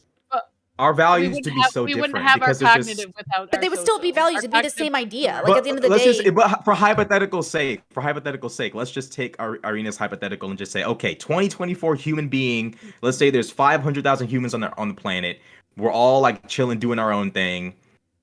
Our values would be so different, like on everything, because we're not a cooperative species. I mean, we would be like drop kicking each other for no reason, stabbing each other, all type No, of no, no. craziness. It'd be See, so different. that idea is Yes, so yes, yes, interesting to yes. me. No, you can't predict it. That's the idea. It's like you cannot can. predict it. You can only say Uh-huh. because you only have the mode of understanding that we have now. That's what I'm saying. I can only tell you what I'm doing now. I can only tell you how my life is right now with the information I have. The Brittany I am, the genetics that I You was can given. definitely extrapolate, Brittany. You can guess. You but can can't- extrapolate. You can't predict accurately. So I'm okay with the I guessing. don't want to. But to say that my lived experience I'm having now that I'm explaining isn't accurate is to say that I'm telling you right now, I'm having a very specific lived experience that I think many people are having. They just aren't the majority. So like a majority of people are externally motivated, but I know I'm internally motivated because that's what pushed me into the bubble popping journey, because I had to do it because I wasn't cooperating correctly and I don't want to. So I only cooperate now based off of what's utilitarian, but it isn't coming from other people's expectation of me. It's coming from my desire to survive in the expectation of being perceived, Well, which is maybe that's legit. neurodivergent of me But as I'm not well. seeing where I was gonna are say, your there is a sensory thing that makes some people much more interoceptively sensitive, like much more aware of the internal. It's like a sensory process. Sure. Like I'm a neurodivergent. I feel like there's Some not people don't that have big of that. a disconnect. Like so much of what we decide is right or wrong, even on an individual level. Like I won't do this, I won't do that. You're still deriving it from what other people over the course of thousands of years have pondered and thought. What we developed biologically as a cooperative species. Don't do this, don't do that. Even when you say, How okay, they're I'll raised. only Being these are raised my with individual attachment values. to a Hold on. caregiver But necessarily means that you, yeah. I think so much of what we do, so much of what we say, what we value, it's cooperation. Think about like even like law, innocent until proven guilty, right? Like that stuff it's born from our sense of fairness as a species. We want to be treated fairly by other humans. We want to be given an opportunity to be within the tribe, even if we make a mistake or fuck up or do something wrong. Like our values are so heavily based on what other people think, and not because we're petty people who are like shallow, but because we want to create a good life for not just ourselves but everyone else around us. So even when like as an individual I say, as a man I refuse to not take care of my kids, or like not miss this or not miss that, like I don't want to miss this recital or whatever. Sure, like as a man, I've decided I'm gonna be like the super dad, but I've derived that from an observation of what shit dads look like, or what great dads look like, and what their kids turn out to be. So it's like an internal value of being trying to be super dad, but I've derived it from like Maybe watching it's all the of these words we're things. using. When people say, and when I hear people say, oh, this is how I got my values, they're saying I rely on this to tell me how to think, versus my brain goes, I start from myself and move outwards and then move inwards and then move outwards. But then For instance, don't you rely on your language to think? That was given to you socially. I'm not saying we're islands. I want to make clear that I think I'm products of thousands of years of evolution and all of my genetics, and I believe in epigenetics. I believe in like I'm only what my genetics allowed me to be. Like I didn't choose my brain or my body or what I look like, right?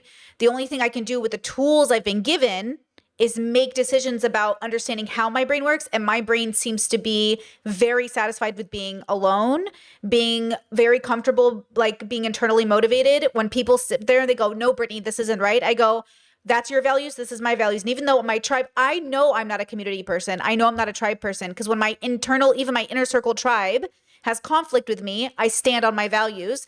If you're telling me I'm externally motivated, then I should be more motivated to go with the tribe, and I don't seem to be. And so it seems like my brain. We're not saying that you would change your values. We're saying that you decided your values with the tribe in mind in the first place, that you came to that conclusion first because of things that included the tribe. And so that, like where earlier I was saying that there's like the nature nurture dichotomy, that it's not really a dichotomy, because both are always intermingled with every single decision, everything we do. It's always some of one and the other. I think it's the language we're using then, because when you say you're mostly motivated by external, my brain goes, that doesn't make any sense, because I know what relationship I'm having. So I think we're just having different lived experiences, right? I think everyone is a unique brain. We're saying I disagree. I disagree. That is built. I'm saying that there's a construct that exists, and that you are getting some sort of like enjoyment or like dopamine rush or something based on that construct. But without the construct, you cannot derive any enjoyment from it. That has to exist first. And that if that was something that we imprisoned people for, if that was something that we like, sent people through the streets and stoned them and spat on them for, if that was something that we like highly stigmatized, you would not put the same value on it that you do now, and that you have to consider that there could be a society, and that there probably was a society that took a lot of the things that you value today and thought that it was the most disgusting thing ever, and that you would have been an insanely different person in that society. And so because the construct is something that Like is being gay in either- a Catholic family. exactly Yeah, I mean, yes, everything exactly. changes. I'm not disagreeing. I want to make sure I'm not disagreeing. I think I'm just clarifying then the difference of language because, again, I think this is why I'm so obsessed with like finding out introspection, extrospection, because again, I find myself looking at people and thinking, you're doing this because they say you should, and I'm doing it because I think it's right. And that there's a difference there. There is a difference there of why you come to conclusions. And I'm saying it's neither is bad or wrong. Both have functionalities, but both are having different experiences where then we come to conclusions differently, but both are both morally correct. Yeah, I'm saying I the don't know if dichotomy that's doesn't- necessarily. I don't know if I think- agree I entirely. think I'm getting what Brittany is saying. Like, I don't think you're saying that you're outside of your biology somehow, No. or that you're not a human No. who's a social animal, right? Right. Like, obviously, All we of it. all are.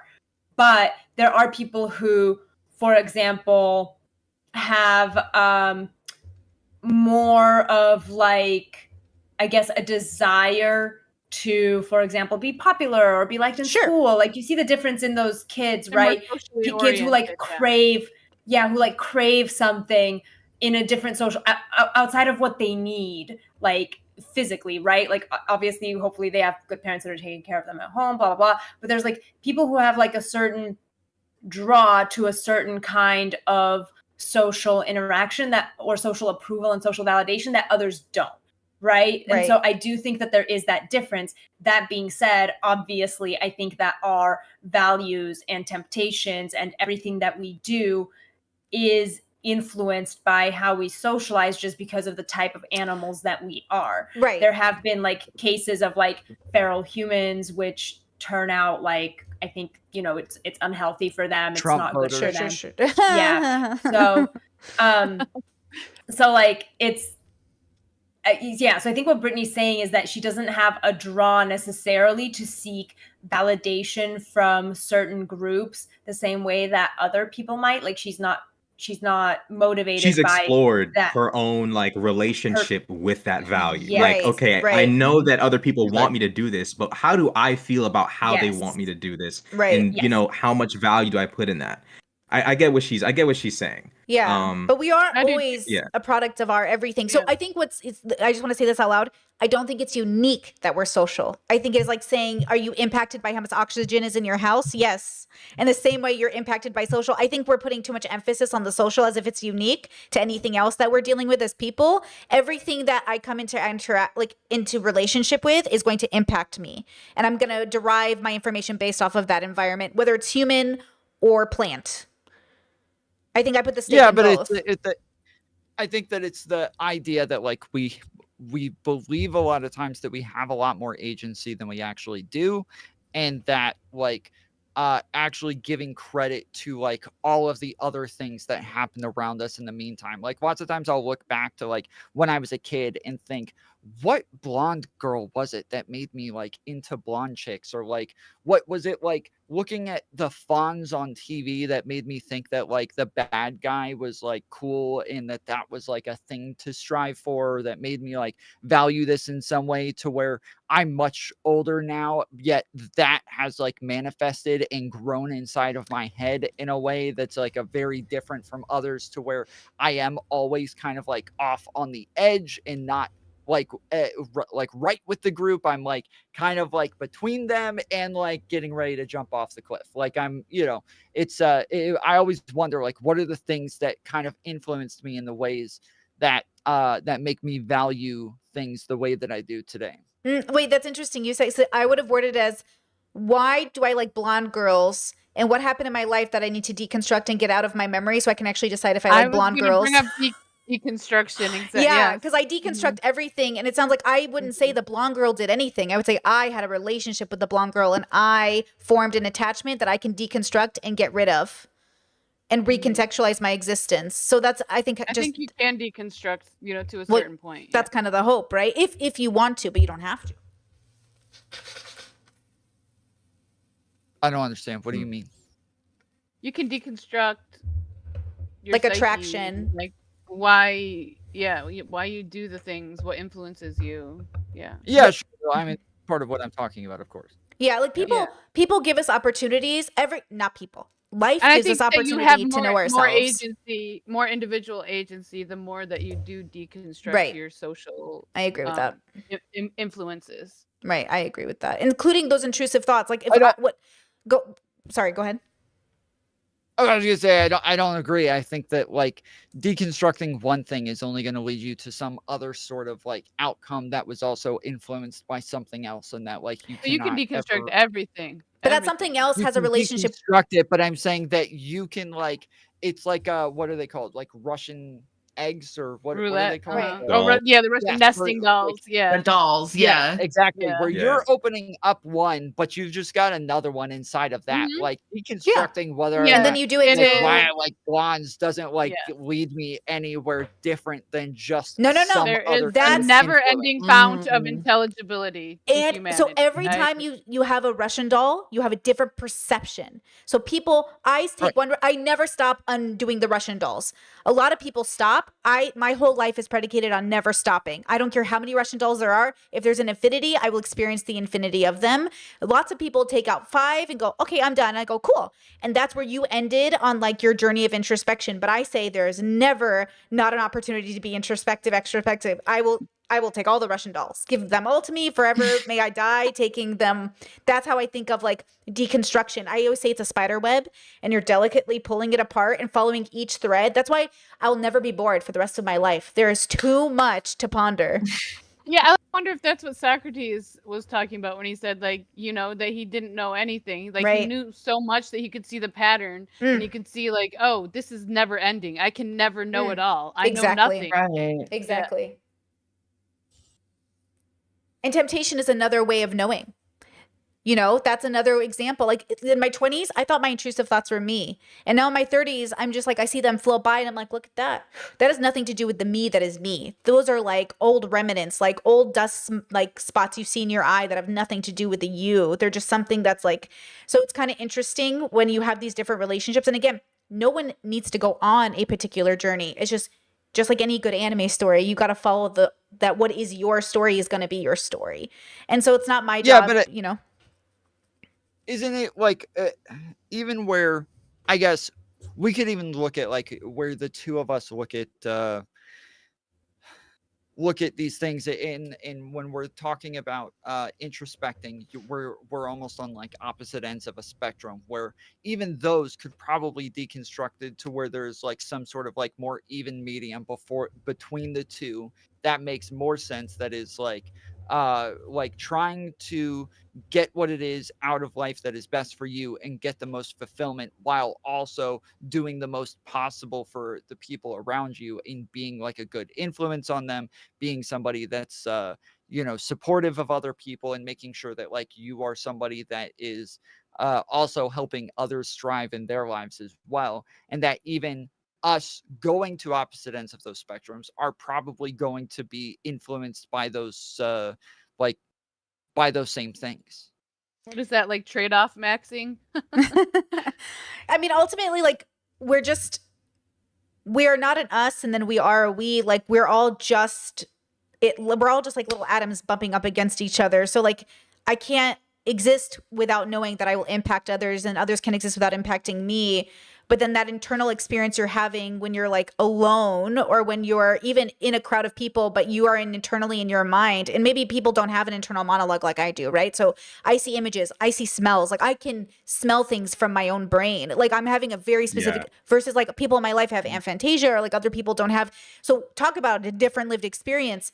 So I would say that no matter what you do, I'm having a relationship with this computer, like this, like electricity, the heat in my house that comes from my computer, like everything I'm doing is going to have an impact. I mean, so I think there's a moral judgment or expectation of people to say, I'm really helping the world. I'm really trying to help people.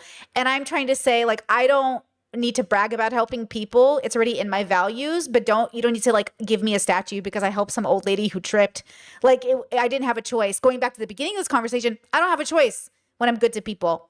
I was going to do it anyways. It's a part of my values. Like I didn't have I just do it because I was going to do it anyways. I don't need you know what I'm saying? Like saving a human, like, this is going to sound like bragging, but like, I've saved somebody's life. Well, I've saved a couple people's because, people do things. It's not a big deal. You would have done it anyways. Like if you're a nanny and you have to save a baby from choking, you're going to do it anyways. It's your job. You don't need credit because you saved the baby's life, or you don't need credit because you saved somebody from choking. Like, I was going to do it Okay, but anyways. what if you Credit is different, what if you like, save whether or someone not who was you- being attacked? You're probably That's a gonna, different level. You're of, going to do it like- anyways. Like, you don't do it unless you're going to do it I anyways. don't know. I but mean, that that's doesn't have anything to do with credit. Like the person who had to be forced to go save somebody probably gets less credit than the person who was going to do it anyway. So I don't understand. Well, the you're point of saying because, credit. like, I'm saying I did it not because of the society's validation, but because I had to do it. It's within my, like, I was going to do it anyways. Like, I did my body, and I made the decision to But- like. But how many people do that? Like, I feel like most people, it's both. I feel like the vast majority of people is both. I think it's only a small minority that's like, that person Okay. dying over there is a real inconvenience, but I'm gonna do it because like people are gonna look at me weird if I don't do anything. but like, I'm gonna I tell feel you like that's not like a necessarily. small I don't think it's the minority. validation necessarily. I think first of all, seeing a human being dying that you could do something about is on an animal brain bad for your survival, because having a dead body around is, can cause diseases. Right, but again, that's and why I'm also saying that be you came distressing. to that value ahead of time because of the external things. That, like, yes, you are deciding your values and you are living up to your values, but that those values were decided with the external pressures in mind, and that once you've decided on them, sure, you're going to live up to those, but that, like, nobody's values like just stay the same their entire lives if they're somebody who is like truly like continuing to introspect and continuing to open up the fucking Russian dolls. Like, their values are going to continue to change Sure. and evolve, and they'll figure out more and more things. I agree with that. I wonder. Go ahead, Arena. Go ahead. Oh, I was going to quickly say, I think the only way that we can ever really know, I mean, we can certainly believe things, but I think the only way we could ever really know what it would be like to have an internal experience, a fully internal experience, is if we were somehow incorporeal, if we were like some sort of consciousness floating around with no body. And even then, Yeah. I guess we're experiencing something. Like, even if you are alone by yourself in your room or in any environment, in a box, whatever it is, your body is still here. Your body is still perceiving and therefore believing, because our perception isn't necessarily a knowing. Our perception is what allows us to survive, gives us enough information to survive. So you're perceiving the air. You are, if your eyes are open and you can see, you are seeing the environment around you. You're hearing it. You can feel your tongue in your mouth. You can feel that you have a body. And so what is it to have a completely internal experience in a corporeal form? I mean, I think we could have an experience that maybe leans more internal, but we can never really fully get rid of our environment, because Yeah. of Yeah. Our I wanna make sure programming, that our- that's our not the argument biological you've got me Cognition programming. is relational. Cognition is inherently relational. But I want to Yeah, make sure so that's not the here's- argument that I'm making. We're just Yeah. having a conversation at this point. Okay, just making Yes, sure. yeah, Okay. yeah. Okay. Yeah, Yeah. I think your values would change significantly if you were like a corporeal like being. If you couldn't, I feel like the things I you would go back value to doing would heroin, change. Yeah, like you wouldn't care. Like, you wouldn't care if somebody like got hit by a car, because at a certain point it's like I can't do anything, and if like the more I attach myself to that which I can't even affect, I'm gonna go insane. I feel like you would stop caring about a lot of stuff that I don't know you why normally people do would that. care Why about. do we think nature is sociopathic when nature itself has feeling? Like plants and animals have. well, nature like, kind of is kind of Mm. sociopathic. I Okay, mean, I think the, what look at he's the look at the pointing at- the universe is nature. How many planets are there that but can't we're even sustain nature. life? I feel like we're nature. yeah, but generally speaking, I'd say we're like a tiny smidget percentage of what nature could be. But the vast think what majority you- of nature's unforgiving is like extremely unforgiving, It's uncaring, neutral. and I like would say the human is as neutral as the tornado is. It just feels more I personal disagree. because we're I feel having like some sort of we're- relationship to it. we're very much not like we're a very unique and rare. Like, even think about how many like beings that's all live on Earth. perspective. How many? That's It all is perspective, but it's it like depends how on many? Not a But how many tornado, beings like on a Earth? tornado. How many creatures on Earth are actually like cognitively aware. All of and, them. You know, like All of them. the Science is level of- showing to us. the level of Science us. has literally said dogs are judging Not us. to- Plants have a consciousness. Like there is But a that's life not to the it. same. They are. But They it don't doesn't have matter a if it's the play same or Fortnite not. with To me. think you are unique is Like- the ego of the human brain. To even come to the Well, conclusion. we are No. unique. No, yes, we are no, so we are so This is unique. why are we unique. create gods. No because other we're They're- animal. advanced. No. Hold on. No other animal is creating internet. No other animal Internet is out is there nature. creating This is all from skyscrapers. nature. No We other. are nothing no, more it's a than the beaver building manipulation the of- dam.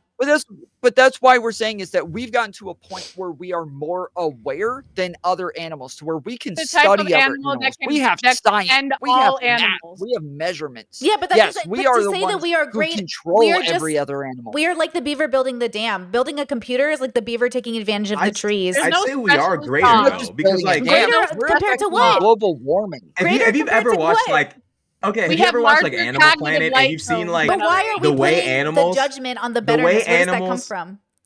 We do have I'm not large saying like cognitive animals are functions pieces than of other shit, but what I'm saying is like humans have reached a certain level of cognitive awareness and cooperation that other animals have not reached, and that's okay to say. I It think doesn't we're mean coming- like you like take a dog and fling it down a fucking like. I'm not saying that. I'm just saying there is something to be said about the human experience, what we're capable of, what we can do, that does things we kind care of put about this and us the in a length of time special. that we care about them. But I'm much asking you different. for real. Yeah, You're but like giving me. You're we're giving in me a. we are in a very special realm of nature that is not in any way, shape, or form representative of what nature is like in general. But like where do nature you get is the so idea that fucked. you're special? Where does that come from? Look at every other planet in the solar system and look at every other species of life on Earth, and you tell me if we are a reflection of what nature is like, generally speaking. We're a very rare anomaly expressing we an know of. experience that we know of, but if we go off of how many planets we've looked at with our telescopes and our solar system, and it's probably very likely that what we have on Earth is extremely rare. But even like if it's even just rare, getting to the point is it where we not can just talk. nature? I guess like we're putting It's so much it's emphasis. nature, but it's an expression of nature that's not Okay. common. You know, for human beings It's- being it's so very special, they weird. still haven't figured out how not to shit their own pants. So, like, I think this idea I mean, that we we're have- so we special, have- you can't even figure out how to not cheat on your wives out here. Like, We have some Only- people. Okay, Brittany. So- we have some people on the team. We wouldn't pass the ball Look, to. I'm not we're amazing saying as like a I'm, We species. I'm still just- have but- a lot of things Like, to work on. you're Yeah, but like a amazing. tornado. I don't know. I just Yeah, think we but like think a a little tornado highly of just ourselves. destroys. Like a tornado just but look, obviously things to it get has destroyed its to its rebuild. benefits. It has its benefits nature-wise, but there's something about a human and a tornado that aren't even close to being the 'Cause same. we certainly like don't a human's destroy. capacity for creation is We so are- far beyond We're a different in tornado. the way that a dog and a cat is different, but a dog and a cat have no reason to compare oneself to another. Like, why are you comparing yourself Yeah, but as a if you dog were and better? a dog and a cat aren't even like they're not. It's like not even. I don't even know how they would. Yeah. So okay. As- So hold on. I think the difference that he's talking about is Brittany's the fact that fine. we actually have the ability to contemplate these things in the first place, where the tornado's not contemplating what it is it's doing and it's not making a decision. So where we are able to control literally every other animal on Earth, and we're literally controlling Earth to the point where we're- we realized we affected global warming, and now we're actually able to manipulate back. But we in the aren't. But we're opposite having. direction But we're because having we an are impact able to because we are manipulate things nature, in not because we are more than nature. Wait, we're not we're- impacting we're nature an because we're more than expression- nature. Hold on, that's it. When Humans- we say nature, we're saying that something is just happening, whereas we're saying we're not just happening. We are certainly making are. We decisions certainly are just based on happening. Not No, we're not. entirely. We're Not making entirely. decisions. What is that? We are. You we just are talked like, about free will and we- how much agency you even have in the first place to give up temptation, and now all of a sudden you're in total control. We're not. We're not. We're no, not. In, we're, total it's control, but we have more.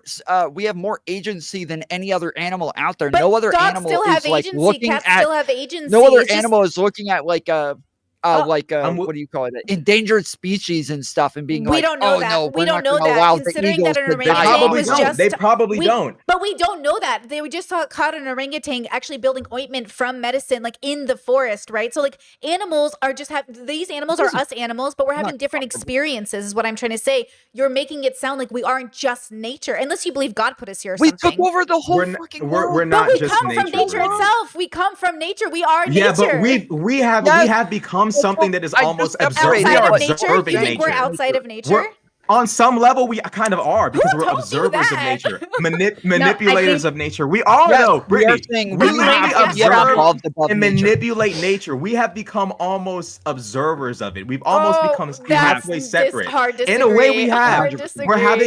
We're having like an 100%. almost Are you like not we're having Adams? a Are you not vibe. biology? Like, are you Brittany, outside of that? listen, we're having like a kind of like dichotomy experience where we are of nature. We die, we decompose, but for a short period of time while we're alive, we're almost separate from it in a way. We're almost I observing think it. we We're are. almost capable of doing We are. things that other things in nature are incapable of. Not even almost. We are incapable of having a relationship with our destruction capacity, our construction capacity that other beings have not reached and We're probably might highly not ever adaptive reach. tool-making primates. Yes, we're very good at being primates. So We're both.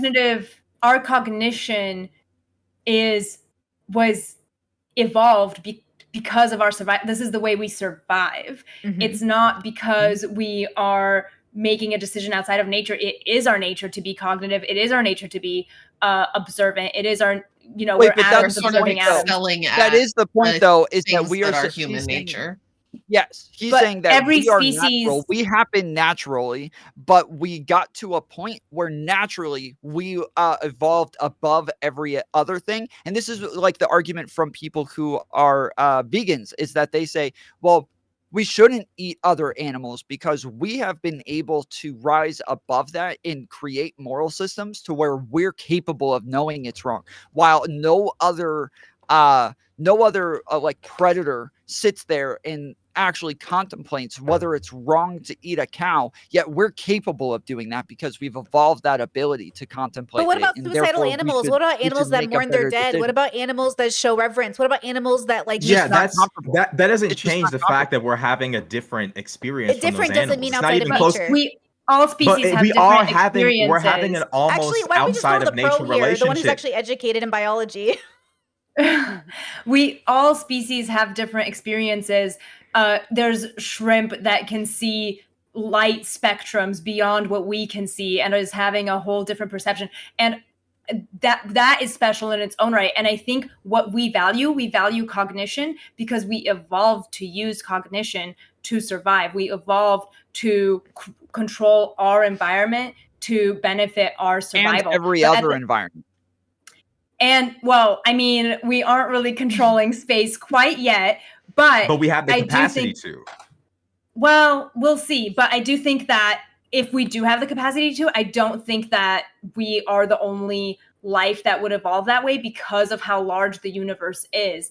I mean, could Well, potentially even on be Earth, we weren't the silicon. only ones to evolve that way. There were like 22 other sapien species that existed at some Well, point. no, I so- mean on a universe scale. Like, I mean, in a different well, arm that's of what the Rashad Milky said, Way is that- galaxy. But I think there's Rashad a said that, line of like It's possible very that there's tempting for other- It's like, humans yeah. to we don't think know that if we are there's God. yeah, there's a level we of know of so many planets and galaxies. We know how rare we are.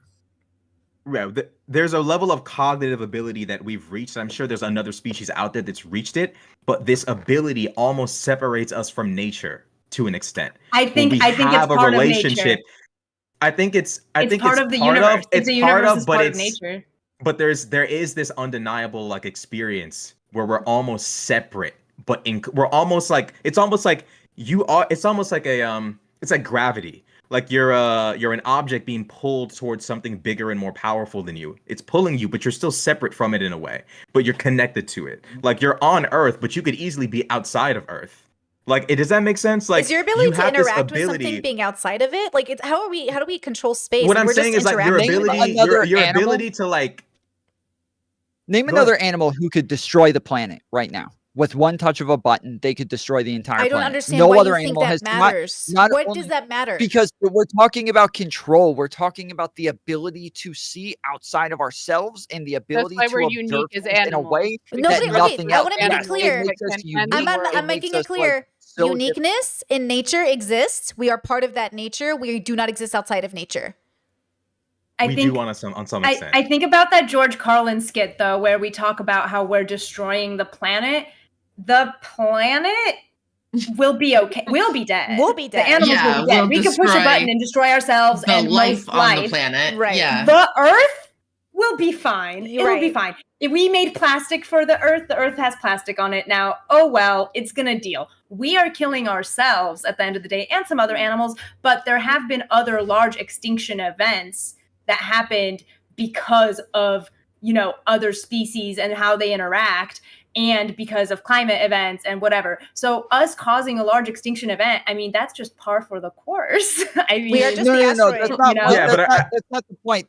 That's not the point. Is that we're saying that we can make that decision. So when dinosaurs all went extinct, it wasn't because some dinosaur made a decision that made them all go extinct, right? We are saying that we have the ability to not only destroy ourselves, but literally everything else here. We have the ability to end all of life, or we have the ability to help create more and more life. We have the ability to create preservations, to create more and more different types of animals to make sure that they continue existing. We have the ability to control and manipulate our environment like nothing else before us, And not as just far the as we ability, have like ever seen.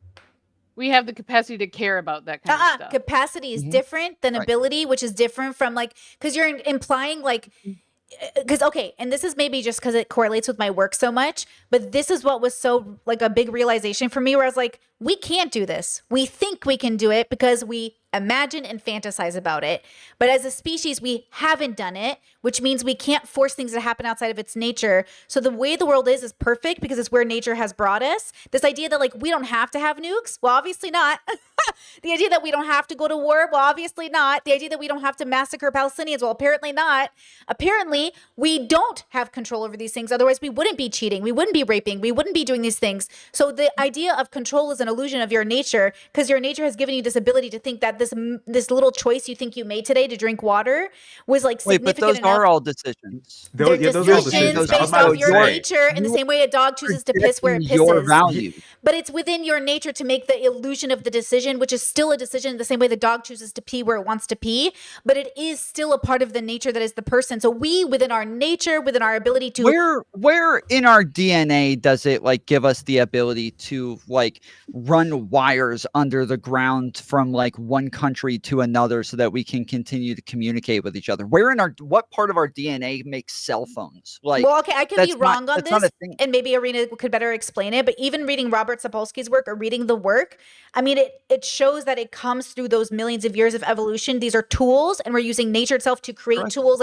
Computers are nature. They're manipulated. The problem with human brains is we think nature is outside of us, so we have a hard time thinking of a computer as nature. But a computer came from where? Where did we build We're not plastic saying from? But that it's, we it's didn't not evolve exactly through nature. it's not We're- exactly nature. It is, but it isn't. But- Well, what do you think So nature at is? what It's- point it's- did humans? It's in your almost at some argument, point it's At what almost point, like a though? manifestation of our own. It's nature, but it's something we created in here. It's something someone sat there and thought of some shit that does not exist in the known world naturally, and manipulated what does exist to create something that otherwise would never other exist. Okay. other So it animals is can nature. create tools as well. Right, And like so at beavers They what and can, point are you but it's saying like there's a humans are level of outside tools. nature?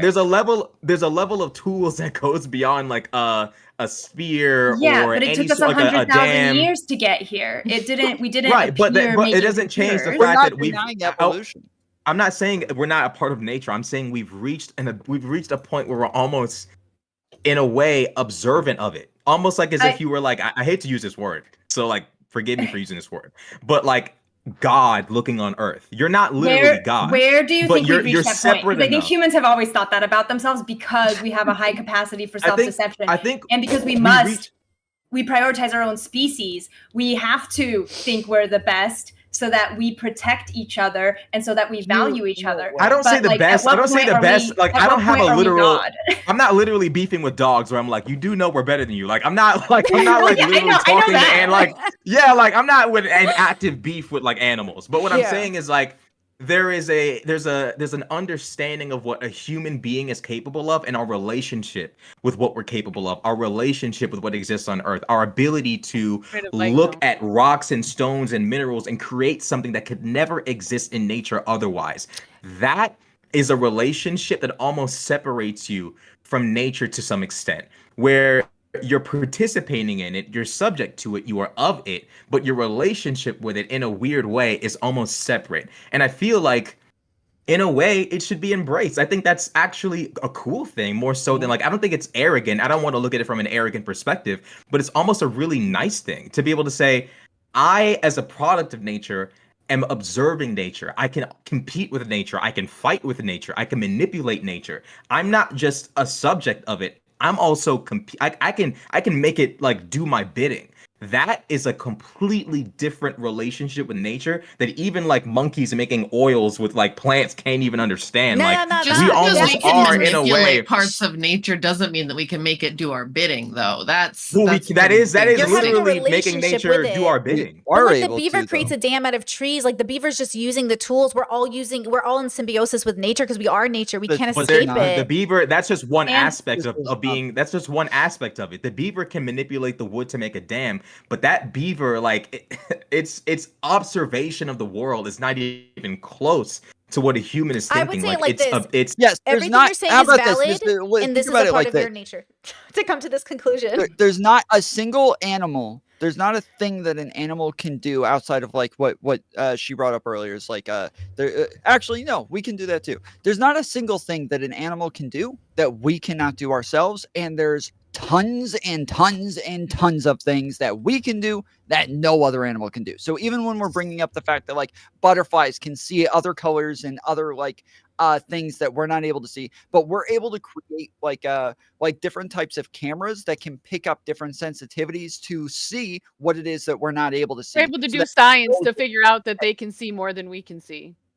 like we have Yeah, night but vision those goggles cameras as We're humans, able but to that's use our crazy. tools really, really well. Yeah, we can use our tools. Right, but that's Right, but we can Exactly. conceive Yeah. the way we use them is insanely different. Like we have night vision goggles. We said, well, we can't see at night. How the fuck do we see at night? How do we manipulate like the fucking stones of this earth to create a fucking device that can help us see at night? How can we make lasers that only this device can see? That is insane. Someone can have a laser pointed at them, they can't see, but you can see. That is so beyond like anything any other like creature on this earth can understand.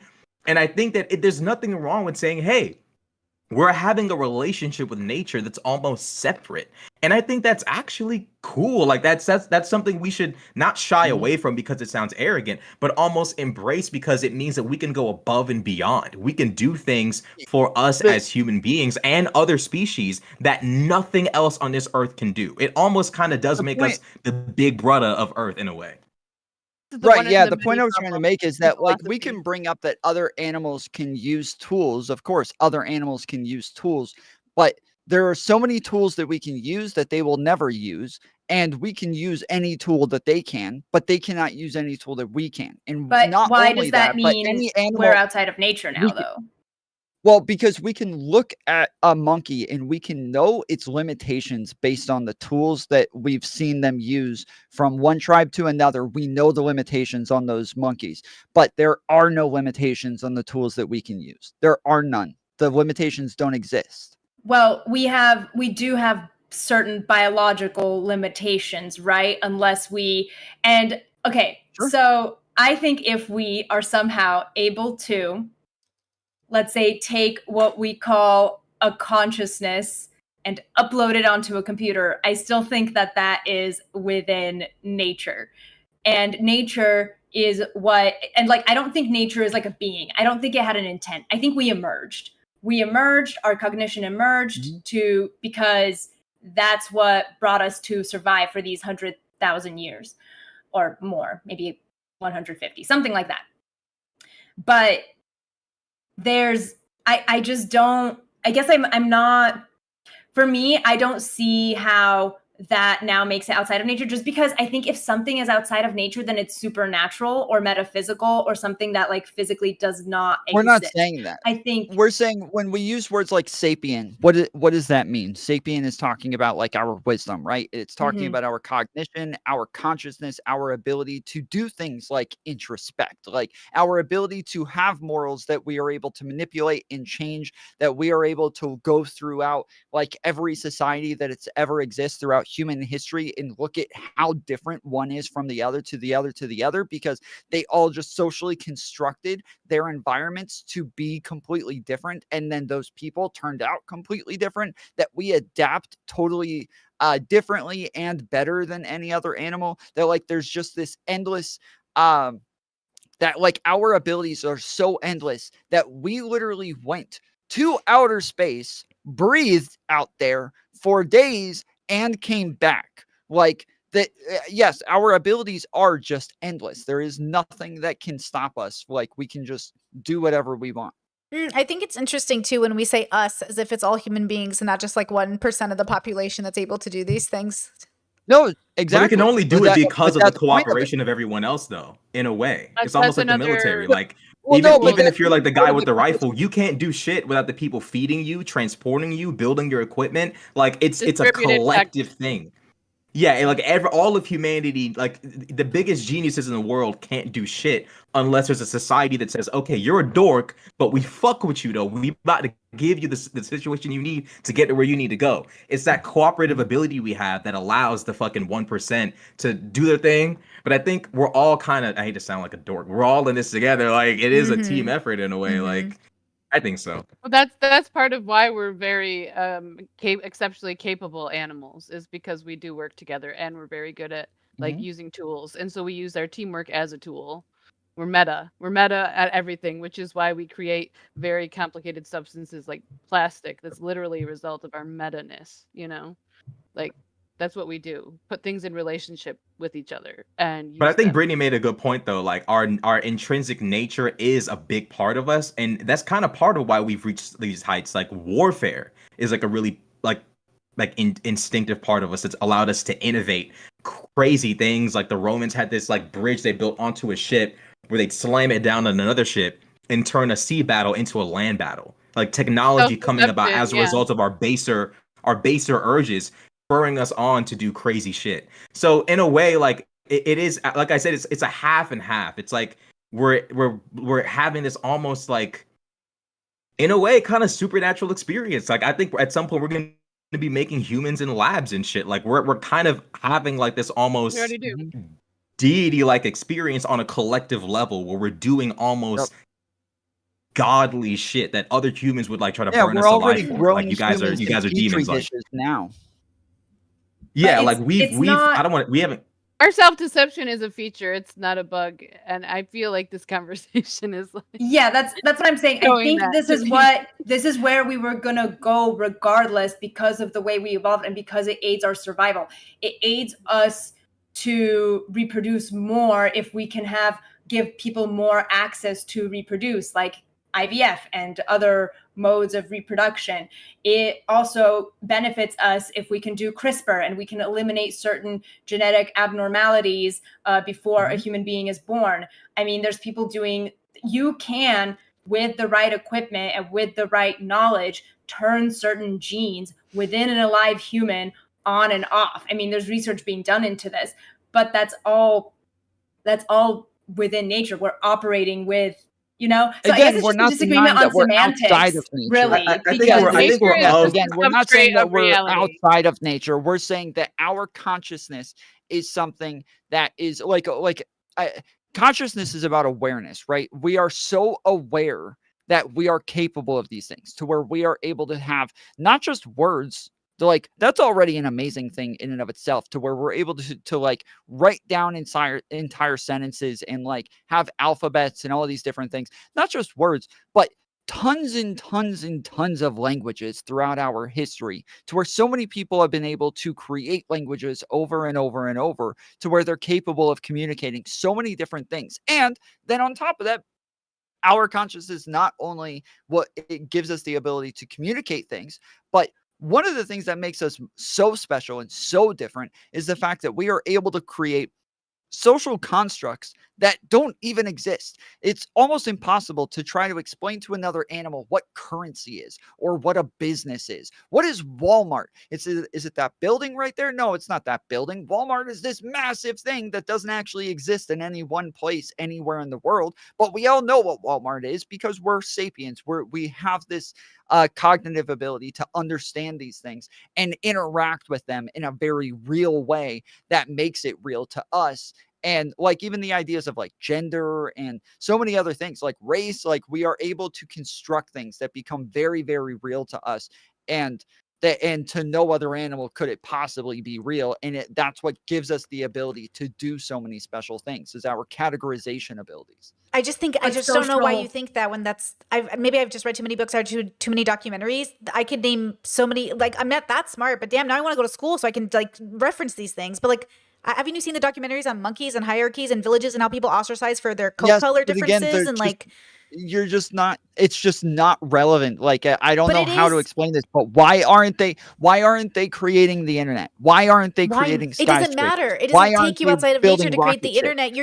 You're making it sound like just maybe it's not about outside of nature. We're saying it is not. Yes, we're saying that we're saying that we have this ability to observe that is so great that we are not just driven by some DNA or but by you are like, driven by your I'm DNA. hungry, time to go hunt. Tom, like, just 30 minutes ago you were telling me I was driven by the said outside. Not just DNA. Hold on, you keep doing this. Please, you guys got to listen. Not just DNA. Yes. We are not like when we're saying like we're out, we have like evolved past nature. But we're how not do saying you know that? we are not past nature. How do you know that? We have we're saying because of our cognitive ability to observe things in a way that nothing else can. But just stop saying that. Don't say nothing else can when I'm telling you right now there is data that shows other things can. Whales have an alphabet. Whales have a language. Then why haven't they built rocket ships? But they don't have that. Why haven't they built? They don't have thumbs. They don't have thumbs. Exactly. There's that. That's a big part of it. Thumbs are a big part of it. To have 100,000 years of evolution and develop thumbs over that course. The point is, It there's a sounds like you guys are relationship with saying the that we world evolved that to these somehow creatures. be able to have access to something outside of all of existence. That's what it sounds like. Right. Versus like you're just that's to kind a of what certain extent, because like that doesn't think make about any the internet. sense. You're How do we have access? What is it, you're God? conceiving of something that doesn't exist. You're tapping into what's the word that the white supremacists use? Do you mean when it you doesn't abstract. materially exist? It's not tangible? You're thinking Because I believe about that something things that are not tangible are real, and that they're also nature. because your thoughts are Like, real. well, They're not tangible. part of what we're I talking think about. the internet. I think the internet at one point wasn't real, But but you're- someone conceived of something that was abstract. Exactly. Did not exist. using- Even a house, using the even a substrate of house, the way it's reality. designed, But guys, the way wait, wait, all of It these already things, exists in they nature. form Okay, in the mind. But I want to say this. There's a realm. Okay, but Mind there's a nature. realm where other things don't exist. And we're But that's pulling nature. things from that realm and turning them into reality. On some That's level, nature. we are kind of divorced from nature in a way, where we're tapping We're into talking something about our that is. awareness. We believe that, but that Yeah. is nature. That is But we- nature. But That's I part of don't. only have this It is awareness nature, your but brain it's It's self- functioning. there's something. If your How brain brain doesn't There's function, something. no more It awareness. is, but we're tapping into. It's like when you hook I up think- to the okay, Wi-Fi to game let's- with your boys. let's talk about the It's internet some real shit quick. you can't. You're talking about the imaginal realm. It's very Right, but talked that about is- in science. It's very But well that known. is It is a very that is real how thing. we It's just as that is real how as we everything interact else with nature that in a we way actually that are coming separates to us see from in it. science. But Every that's physical because we thing that we know, it is not real in the way that we think that it is real. It is That's- just as real as our thoughts and as our brain processes and our imagination. It's really not. It as is different. real. And But we're I'm coming to saying see that in that science. like this Coming to have like a very physical, you're- naturalistic understanding of how there all are that. aspects of this world that do not exist and only exist because we imagined it. There are Yeah. things that And don't we- occur we in agree. nature. We that- agree. But, We have but science don't. how- The how only way it can natural- happen is if a being can conceive of that which does not exist. That right there is what almost makes us separate from nature. Okay, in wait, a way. pause. And I'm not saying we're not a part of nature. I'm saying we're experiencing something that is separate, intangible, cannot And the be material. touched, but talking things about can be something derived immaterial, from it that can then tangible. be brought about in reality. I don't mean a spiritual realm or anything. We're I having just a mean language your problem. cognitive ability. We're having a Yeah, language it's You're problem. deriving things from defining there, terms whether it's a differently. house you build, a weapon Yep. you build. Yep. medicine, you're conceiving of shit that is not real and you're making it reality. That right there is some shit that other creatures, not, well, I hate to use that word, but other beings cannot do. Why that do you know I that? think How do in you a know way that? How do makes you us- know How that? are we Brittany, defining nature? Brittany! How are we defining nature? Brittany, Because for me, who is- nature is everything that exists, and everything that's not nature doesn't exist. So that's how I define nature. Nature is what exists, and then anything outside of nature is what does not exist. And so if we put it Okay. into existence, then Well, in it's a way, part of nature. like Yes, our think thoughts about it don't like this, though. exist, but they do. When we talk about nature versus nurture, we are talking about our biology doing something versus us making some sort of cognitive decision to do something. That is what we mean when we're talking about we have become like above nature. Is we're saying our biology does not just give us drives that we just go and do. We have like a whole thought process on rationale, and we have the abilities to like think our way through things in ways that other animals either haven't been able to do or haven't been able to make manifest in reality. And Well, we it's maybe have because they all don't of need those. it for survival, but we do need that for survival. Yes, and so but we have it. we agree with this. We agree with that. We evolved this way. Nobody's disagreeing that we evolved this way. We're not saying that some god came down and like implanted consciousness in us. We're saying we evolved to have consciousness, but now that we're here, we have this awareness that nothing else has. And that like that is again, yes, what sapient means is that we have this like wisdom, we have this consciousness, we have this ability to think in We're natural see animals things that are in a unique. way Yes. that nothing else does. Yes. Yeah. That's what I would say. We're natural animals that are unique because of our special skills, but I don't think we have special soul sauce or something. I just don't think we're Right. unique because that's like to say the planets are unique. They just are. Well, we're unique like every other species is unique. So then we're not Like, we unique. have, you It's know- like everyone's special, but no No. one's special. Well, I mean, that's No, one no, way to we're look at it. unique in a but way I that feel is- like that's actually a we're- little bit self-deceptive to actually like believe. I think that, we you know? value like, okay, so you guys are saying no other animal can do this. There are things that some animals can do that we can't do with like without us building something or whatever, or there's just some things that other animals can do that we can't do, period. But we value abstract thinking, we value cognition because it aids us in our survival. So it makes sense for us to value it and say, see, we can do this the best, and therefore we are We're not outside even of talking nature. about value. We're not even putting a value on it. We're not saying we're superior to everything else. We're not saying we're like it's or more we're about, outside of nature like you said, because we are in some we're way. talking about I will No, die no, on we're this talking hill like about Leonidas our and ability Leon to did. We are on- observe. We're talking about our awareness. That's what we're talking about. Again, we're It just saying that feels we're like more you're aware of things than putting anything. more value on awareness and imagination than like it seems like you are establishing a lot of value in those abilities specifically. Yeah, And I think there's a that's where significant- But they're not And- unique to us. Well, in awareness, yes, of But course. that the doesn't awareness make is us- unique to us. I think they're the not capacity unique at which to we us? do it. abilities. Awareness is not The unique to awareness, humans. it is.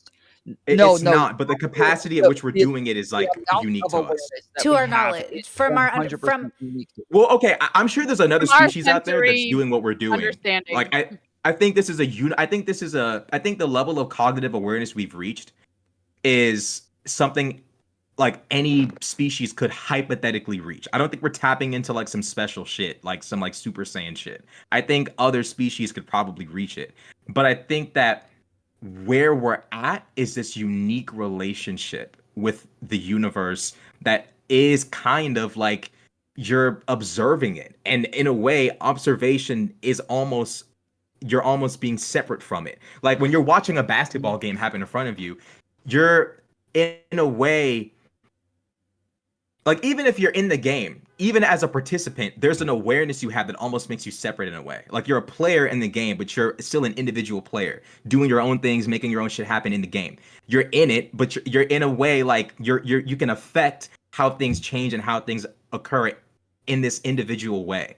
That was probably a shitty analogy, but like if you get what I'm trying to say is like there's this relationship where we are of and a part of, but at the same time we're kind of we're looking at it in a way where we're kind of like, this can kill me, but I have some level of an ability to affect it in a way that almost makes me separate from it. gorillas do that? Like, am I confused? Maybe I've Again, seen too many animals. but Brittany, you keep doing this though. Is where you keep saying this one animal can do this one small part of what we're talking about. That we're not saying one animal could possibly do one small part, and that if we take each and every little thing that we're capable of, we could probably find some animal that's Okay. capable of that little part of it. But we are capable of all of these things all at once because we have an awareness that they do not have. We have this ability to see things in a way that they are not capable. But only because we evolved that way. Correct. Right, Yes, I'm not we denying keep that. saying Right, we so, evolved like- we've to have evolved. this So, like, ability. Birds have an imagination because when they're creating their nest, they're beautifying it for their partners. You can call that imagination if you would like. Like they make custom nests for their Okay. partners, right? Like what we use to describe those. I think some people think animals are just like beep boop bop beep boop bop, and they're like doing things, but like humans are also just beep boop bopping. Lots of them are. But they're beep boop No, bopping no, on a no. level that's It's a different experience. It's not about levels. It's about But different it is experiences about- because it if is you could about compare, levels. I think it is disingenuous based off what we know in terms of like a parrot's intelligence being equal to like a 4-year-old's or a whale's intelligence being compared to humans, like, or even a dolphin's. Like, from my understanding, it's more like our perception is limiting us from understanding their ability because we only know how to compare it to ourselves. I think No, I eventually think- we'll learn that we're I it's think- like the same way the ocean is like mostly not discovered, right? Like we're making so many assumptions based off our arrogance There's instead not of much thinking to we're it. okay. Discover. Okay, we're would one you with would you nature. rather have We like are a human? the same.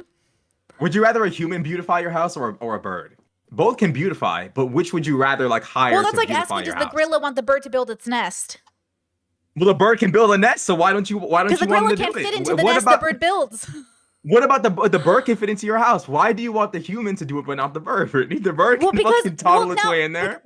okay, is the argument? But do you understand what I'm saying? No, do you I understand what I'm don't, trying to say? Habibi. We're But Yes, different. you do. You're- Yes, Rashad, you do. your bird thing. So what you're saying is, yeah, I'd rather a human because I'm a human and I value another human's contributions. No, that's not what I'm saying. What I'm saying is the bird can beautify a nest, but it can't do shit. It beautifies a it can nest take- for Other birds. what right, birds but it find can, but value. the point that you Bird guys were trying to make standard, was the bird's going to do a better hey, job. By human standard, Yes. the human's going to do a better job. Exactly. By Well, not gorilla standard, necessarily, right? nobody's doing a good job. Not exactly though, because like that nest can entirely protect them from everything. A human home can protect you from the vast majority of predators, even other humans. Like there's a level, birds and humans can create a place, a safe place, a sanctuary, but a human can do it at a level that can protect not just its own species, but another species. We create sanctuaries for other species. We protect other species. There's Animals would something we love can But other have like, humans we- protect other humans. we- We've seen it done where they become friends That's what and I'm they protect saying. one another. But like we have this ability, like a bird, like you said, a bird can build a nest. But it's the same. I'm human saying can build a if we were home, birds, but a we would bird- think of ourselves the way humans think of themselves. We're just having a different perception with reality. Like we're just having a different Yeah, but relationship with nature. birds can't think of us the way we think of them We don't know that. at all. I don't think I'm we know sure- that I'm yet. We do sure- know I'm that. sure we No. do. Like, we do know that we can measure things in ways that we know for a fact Like we- no other animal can. But we know for a human, like fact we no are other learning that animal animals can measure. experience depression. If an animal can have a relationship with That doesn't- depression, That's what I'm saying though, is that you keep doing this where you're taking like one small because that's all thing that is the matters, same Tom. and then You're saying, acting like it doesn't we're- matter. we're- You're not even giving any. No, we're not saying that it doesn't matter. No, we're not saying it doesn't matter. We're saying that is one small aspect that you are But okay, saying. so these first, two you guys are little saying it's things not a are the hierarchy. same, You're not but saying we're humans are better. You're not there's saying they're like not. this- What are you saying? What are you even saying? I'm saying There is an again, that objective- we exist with an awareness that is outside of our biology, that is kind of outside How? of nature. How to do you where have we an awareness manipulate that's outside of things. your biology? What is powering the awareness? What is turning on the light bulb? Your Okay, so how about relationship this? with How your about this? bio, How about like this? No. Here is a great example. And go look at any other social group, okay? Any other social animal, and they all exist in very similar ways. There are some that have cultures, right? So like whales have different cultures, and chimpanzees have different cultures. But for the most part, we can predict like 95% of the ways that their days are going to go and their lives are going to go. Whereas for humans, we cannot, because we are so different and we are able to exist in so many different ways that other animals, not even whales, not even chimpanzees, that they cannot. With lions, every single lion group will exist in a very, very similar way than every other lion group everywhere. Yet humans, we can go to China and see that they are existing in an insanely different way from us. And lions will even see how different it is from their perspectives as well, and know that this is a completely different way of existing than it is here in America. Wait, but to me, wait. I think generally, though, humans do exist in pretty similar ways where we have our little tribal groups, we have our social groups. And like, if you go from one pride of lions to another, as a human, obviously, you would be able to see the general similarities, but the finer nuances of like culture or whatever, language, blah, blah, blah, you wouldn't be able to know because you're not a lion, so you can't tell those nuances. But I bet if a lion No, goes we to can another measure those pride, things then. if a We're lion goes to another capable of pride, measuring- we're How do we capable know of that- measuring know that some whales animal have different behavior. Huh? Yeah. Sorry, I can't hear you. how do we know that? Like, we know that like whales have different cultures, right? Like, But we can measure we're human capable of behavior telling too. that It's there's called measure. sociology. Like Yeah. there is the study Correct. of humans and how there are Yeah, I'm general not things disagreeing with that that we can measure it. I'm saying that we know when we measure theirs that theirs is limited and that their lives are going to exist very similarly from one whale to another. Yet a human's day today is going to be insanely different from one human to another. And it's not based on my human perception. It's based on the actions that they take throughout the day will be insanely different from one human to another. Whereas when we look at the lions, they're all pretty similar. They're laying in the grass for like 45 to 80% of the day. And then they get up, they go hunt, they eat, they go back to bed and lay in the grass again for the rest of the day. Their days So, are It so sounds similar like from one if group we're to another. arguing that humans might have different daily routines that vary more than a lion's daily routine varies, that seems like it's based on solely the environment that they're living in and how they would need to adapt their routine accordingly. But- And humans do live in more types of varied environments than lions do, but We that's, adapt more I as don't well. understand how that makes us any different from nature. It just means that General we I problem think- solvers. I think even the way we regulate ourselves as a species is kind of like evidence of that. Like, you go to some places in the world, like in the ancient world, you have some parts of the world that value democracy, some that have republican democracy, some that have dictatorships, some that have aristocracies, oligarchies. Like, humans, the way we interact with one another, the systems we come up with, whether it's trading goods or coming up with the idea of a currency. I'm going to create this fucking coin or piece of paper and apply value to it. And now we're going to trade extremely important things based upon this thing I've come up with. That is not even in any way, shape, or form like comparable to animals, like with no disrespect intended to the animal community. But it's undeniable that humans engage in a way that is almost on some level kind of steeped in fantasy, where we just come up with shit that doesn't have to exist, but we come up with it anyways, and we incorporate it into our day-to-day life. That's like, and Andrew Tate says the dumbest shit. He says like shit like money's not real. It's not, but like the way we utilize it is very much real. Like, this is how we regulate the trading of goods. This is how we regulate how people acquire. Yeah, we've like come up with a social lot of status like in life. complex social systems and That ways are just, of like, don't have interacting to with each other exist. for sure. Right. We could just beat each other over the head for new stuff if we want to. Like, I don't have to go to Target to buy the new TV. I could just pull up to your house and just like bang on the door and say, "Give me the TV." Like, we could do that, but we've come up with a system of trading goods and interacting with one another that's so unnecessary, but exists as a result of how we pull these systems and ideas from the fucking the I don't know, like the fucking ether, like our cognitive ability, which is a part of nature, but there's things that pop into it that don't exist in nature that we make exist, and we give it meaning, and we shape our entire reality around these things that at one point weren't real, to the point where we stress over this imaginary thing called money because we've developed a value to it. We've like built the entire world around it to where you need it to survive. But in other parts of human history, you just took some shit from someone else if you wanted it. So I think we are having an almost like,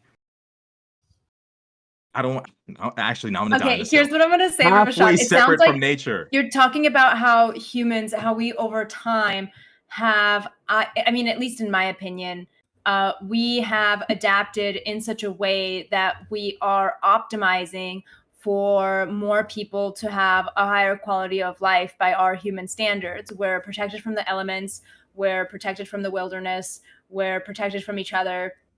And we've created these systems that allow us, but I think it was always going to be within our nature to do that and to move in that direction. Because if you look at the timeline of human history as a whole, it's not I don't like think it is within our one. nature. I That's think why the I was difference talking is about that earlier the fact that our like DNA and our biology is set up for us to do things within our own tribes, and that I don't think we are actually set up to have like these moral systems that are nationwide or even But statewide I or think even if countywide. That like these are too big for us to actually they are too for our big. biology to exist, and yet we're doing it anyways. I think if it wasn't the most efficient way for humans to survive, we wouldn't do it and we'd continue to be in our tribes. I mean, I did see this one scientific article that talked about how the advent of agriculture ruined everything, and actually we should have stayed nomadic and searched for food that way, and that the I saw advent that. of agriculture is what ultimately pushed us or inspired us Some people to say create agriculture, the the way. Industrial Revolution, Yep. language, fire, all of these things have been. But I do think that overall it is providing a better quality of life and higher survivability for longer, enabling us to reproduce and also make sure that our offspring get to reproductive age. So at the end of the day, Yeah, but we're making that choice for more people than we're made to. Like back when Sapiens, we aren't that much more evolved now than we were like a million years ago. Yet back then they couldn't really have tribes over 100 people because that was too many for them to keep track of. It was too many names, it was too many people, and they had to actually start splitting off into other tribes once they got too big. Yet today we exist as a massive tribe throughout all of the United States. We are just one big tribe that is kind of existing together and doing things to benefit others that we don't even know. And that is not within our DNA to try to do things that will help somebody that we've never met. We don't know their name. They're not part of our tribe. They're not part of my family. They have nothing to do with me, yet I'm still doing things that will benefit them in some way. That we are not built for that. How do you know that? Why are you just pulling this out of your ass? Like, how do you know that? I just gave you an example. I literally just gave you an example. You're not giving me an example. I literally just gave you no. I gave you an example of like us being like just only a million years ago, the ways that we have to continuously. That's not how you know something. I'm asking how you know, not what you believe. That is how you know something. No, I mean, you're stating something that is objective. How do you know that? That is how we know. I don't know what you mean. Like tell me how that's not knowing. What is your question? When you say like we weren't designed this way, what do you know about DNA from any perspective, from a scientific perspective? Because what I've read as a layman tells me the opposite of what you're saying. So I'm saying, how do you know? I'm not are you asking me like where did I read this, or what are you like how do you come to your conclusions? Like everything I've read from the people who are at Yale and Harvard and who are in scientific process that but like the new stuff or stuff that was that'll talk about the fact that like what you're referencing, if you read the book Sapiens by what's his name fuck I'll look it up. Sapiens. Nobody else here has read Sapiens. Nobody knows the name of I know the book. I don't know the author. It's Yuval Noah Harari. Yes, that's a very memorable Yuval name. Noah Harari. Yes. So Harari talks about the fact that like yes, we had to continuously split off into smaller and smaller groups. But you keep saying it's not part of our DNA, and that part is interesting to me because like to exist outside of your biology is to almost exist outside of the fact that you came from your parents or you came from the thing that came before you. Look, on the macro, we all what is free will, right? But on the micro, we have the illusion of free will by making a choice. I'm going to choose to drink this water, right? But maybe that came from the thought that happened 20 seconds ago when I said I was thirsty. But then that still feels like free will. But on the macro, like we are simply in existence. We are the asteroid floating through space. But from your perspective on the micro, you give yourself the idea that like we are above because we have this. I can see it. I'm not I'm not saying that we exist outside of influence, because obviously I've been talking a lot about the fact that like everything that we believe and all of our values come from some sort of outside influence as well. But I also believe that we are going through a thought process where I talk about like the fact that literally everybody around me is Christian, everybody's a Republican, everybody's a Trumper, yet I chose by myself to go through a very long thought process and my own journey of like kind of figuring it out for myself and figuring out what I thought was best, and being the one black sheep among everybody else that decided, you know what, I don't think I'm on board with any of this stuff. We are capable of going through these thought processes. We're not going through them outside or like uninfluenced. There's always the outside influence in nature is different. change things. We agree. So it's funny. We're like on the reverse of where we were early in the conversation, but I think we're talking about macro, micro.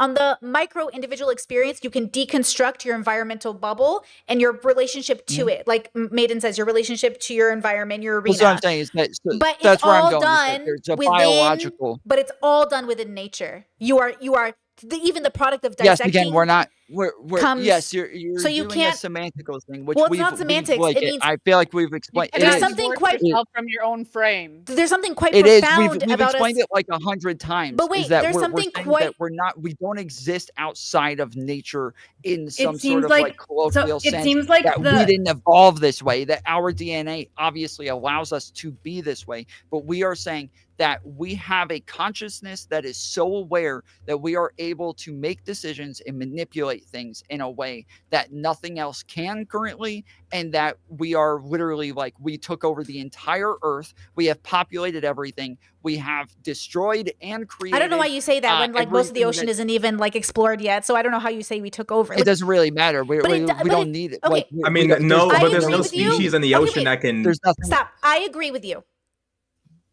And all of this was possible because we are within our nature and we are not outside of it, because we can't exist without being what we are. You are something. You are something.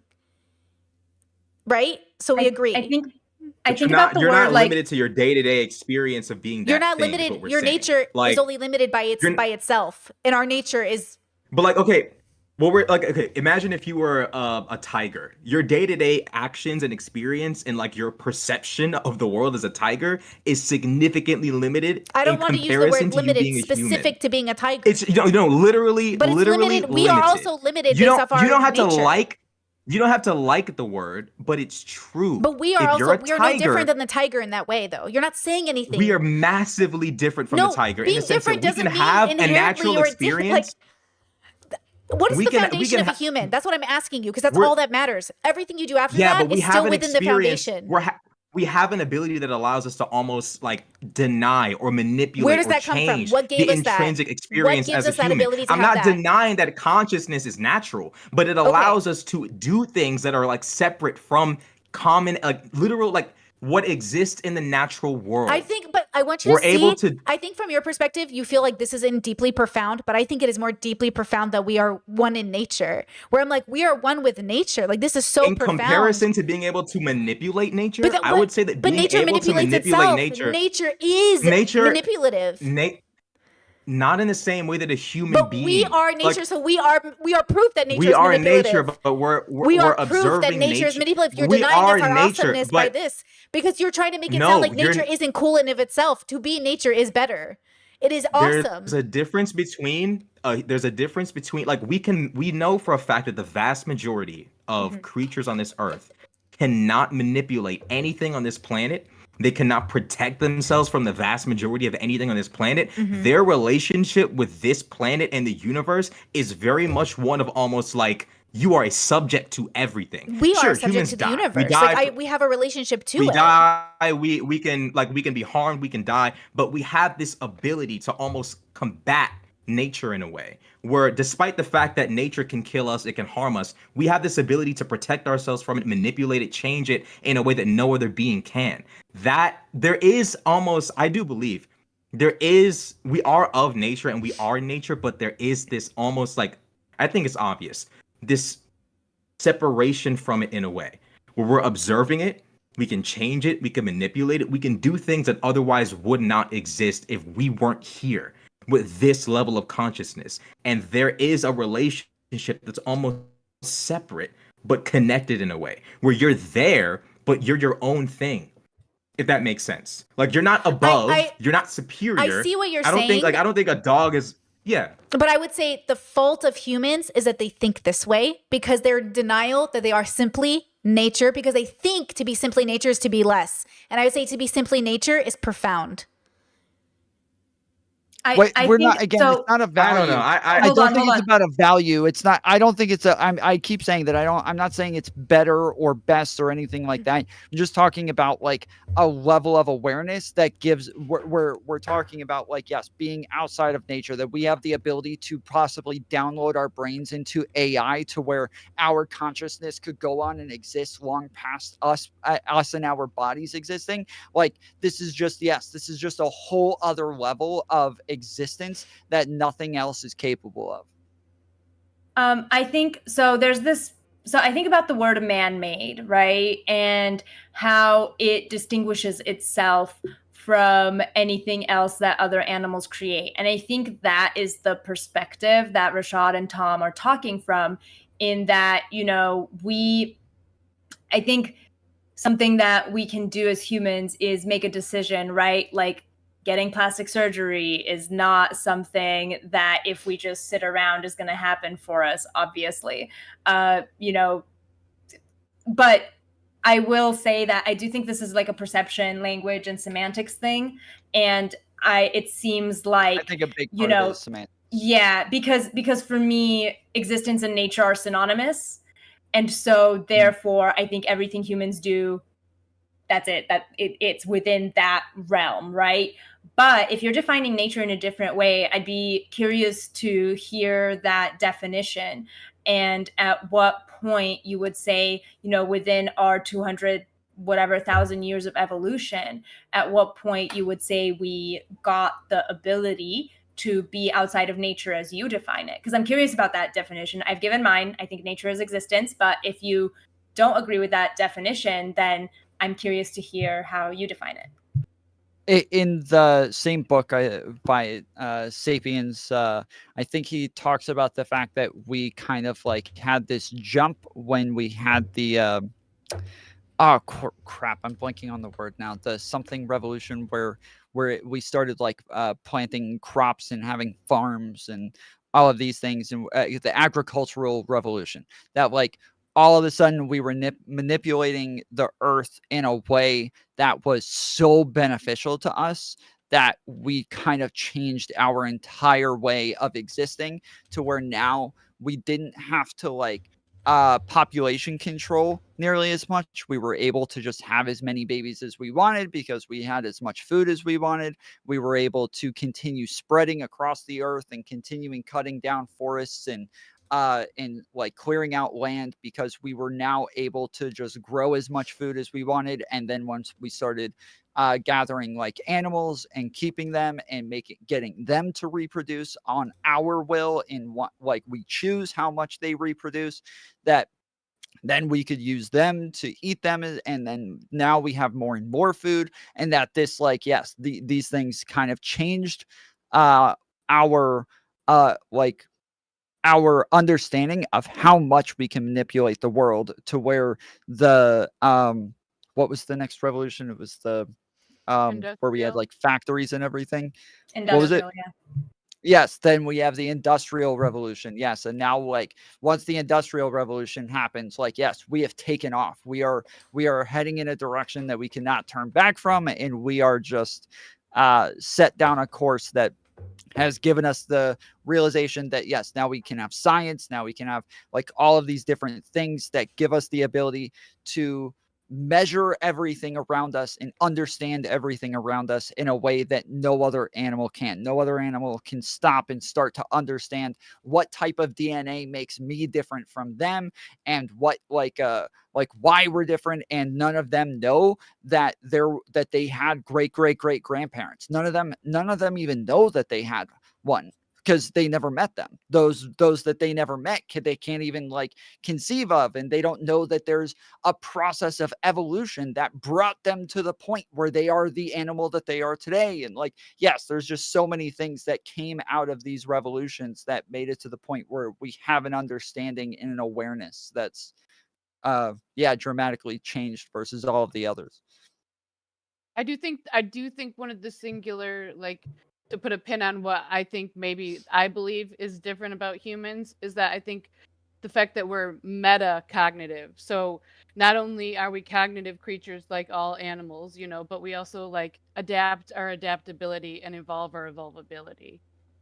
So that meta thing is actually really important to humans because that's where we find just like the far and away like our tool making going to such a degree that it's like causing us actually suffering. So like, the things Mhm. that make us adaptive, as I always say, they make us susceptible to profound self-deception.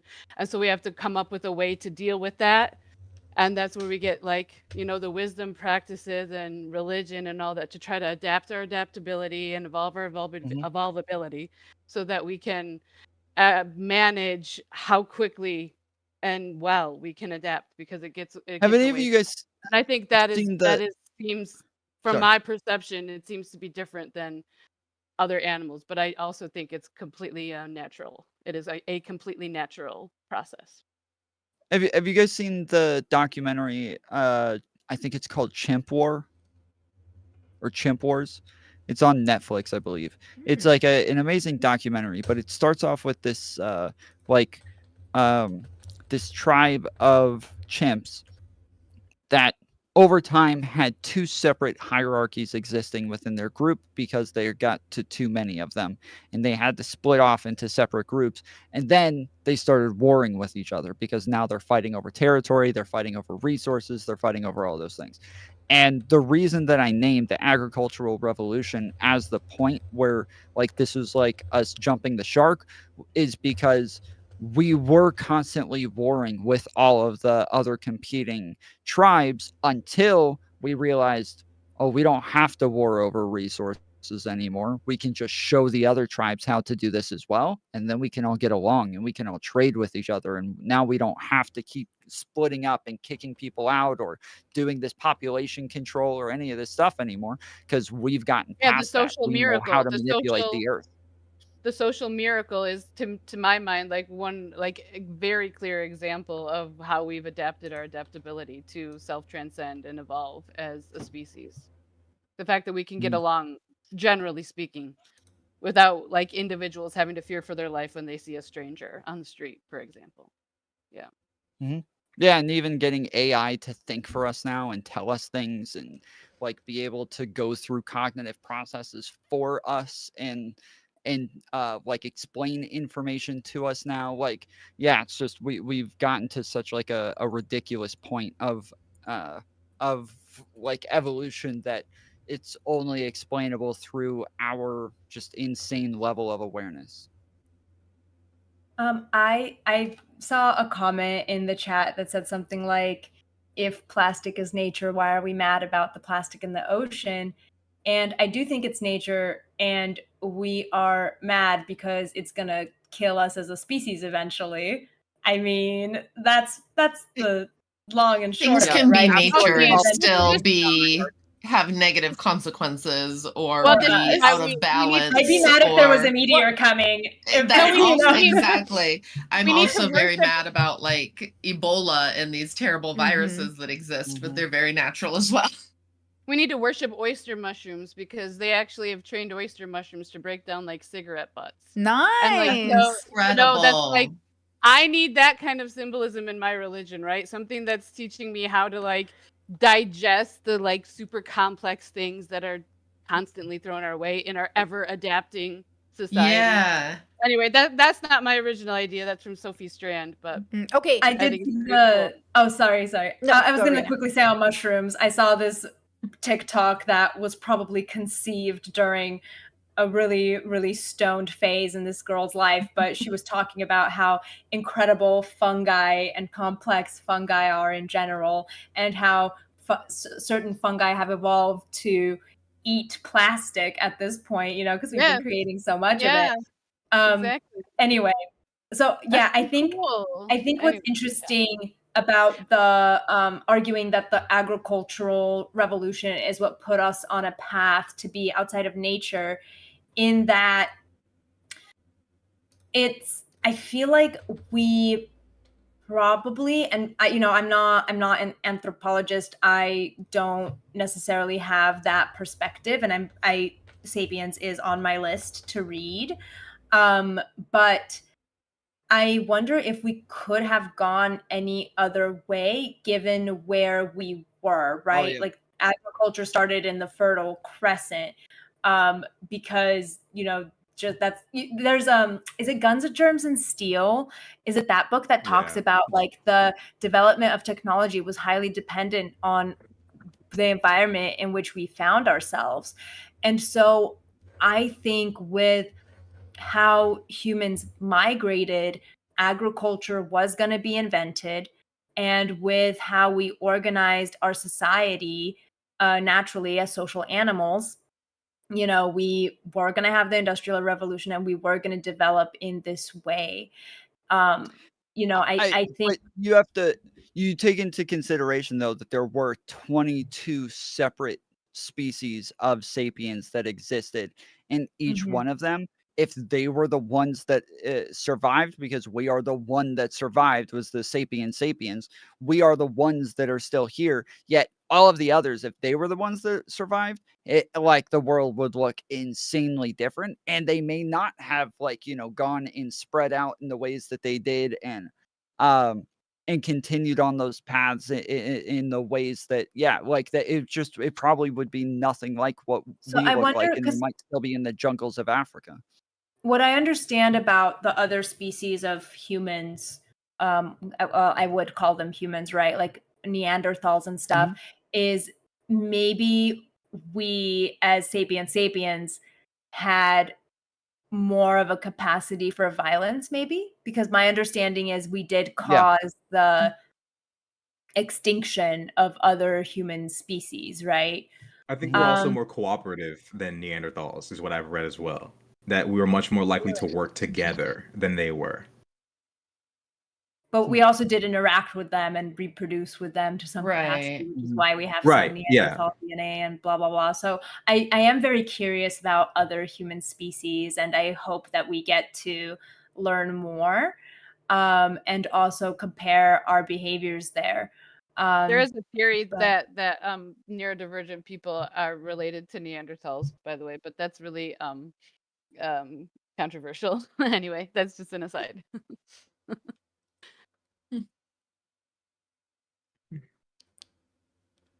Sorry to No, interject that's inappropriately. I was thinking about like the amount of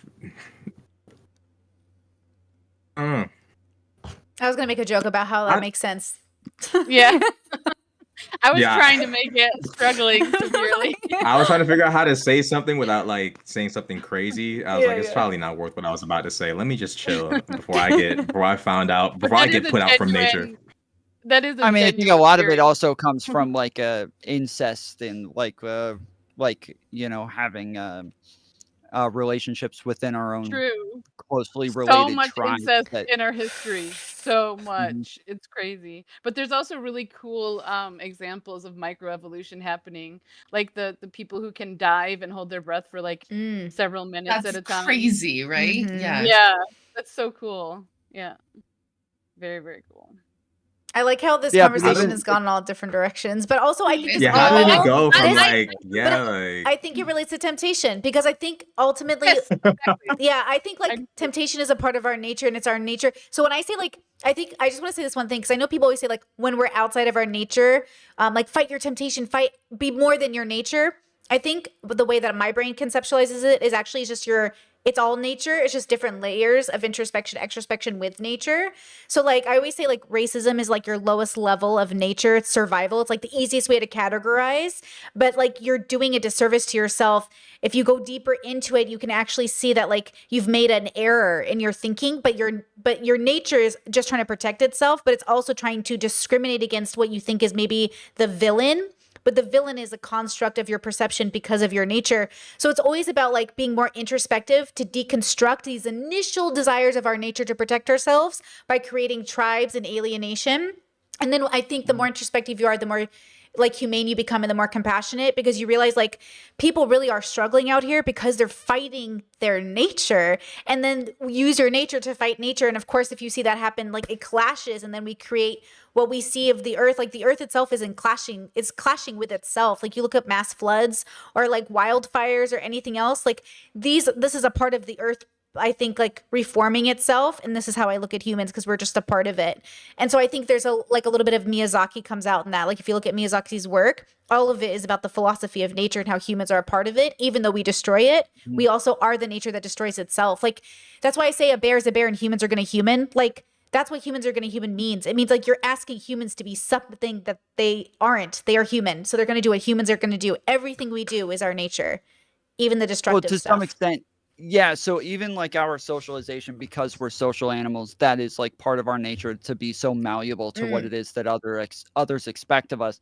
But when we think of like socialization, we normally consider this like when we talk about social constructs, we think of these things as unnatural things that are outside of us and that we like interact with as humans. And morals are something that keep us really like they pull us away from our nature, from like our like animalistic drives and desires. Like we Help are us very evolve our violent evolvability. beings. Yeah, we are very violent beings. We would rather just like kill somebody who's not part of our tribe and who doesn't like we don't really care about, and they don't affect us, and they don't have any sort of like I don't know. engagement on our Mhm. being. Yet it would be easier to just kill those people, but we have like moral systems that we've socially constructed that we push on each other to stop us from actually engaging in our more animalistic desires. Maybe. I don't know if all humans are, well, I don't think all humans are biologically the same. So they're going to have different biological impulses. Like, I don't think all humans want to kill things, but I think some humans have it more than others. And then it's not a judgment, but I do think that's like, that's your, like, again, when you're defaulting to what's like, that's why introspection is so amazing, because you can deconstruct and have a different relationship with nature itself, which is you. Like you're having a different relationship with yourself, which is nature. And so you're not manipulating nature, you're having a relationship with it, which comes out in the form of what we call manipulation or what we call deception or what we call, like we put these words on things to mean things, but then words also change over time, which is why the idea of even man or woman, like it's all a construct of nature where, and even I saw this meme that kind of said it perfect. In 5th grade, I thought there were 2 genders. In college, I realized there was intersex. And in my PhD program, I realized we're idiots. Like there are thousands of variations of the relationships we're having with information. And so depending on how you're having the relationship with the information, you only understand it from that perspective. And I think that's why I say like, we'll never really know, because we couldn't have the capacity or time to know it all. And that's why we stand on the shoulders of giants. And that's why you have to rely on people to do the right research, because we're saying, I don't have the time to do this. Since you love to do it, you do it. Now make sure the information is accurate and not biased or not prejudiced, because your nature pushed you in a direction to decide my bias is now proper, like understanding of nature, but like it's an understanding of self ultimately. I think that's my monologue. Thank you.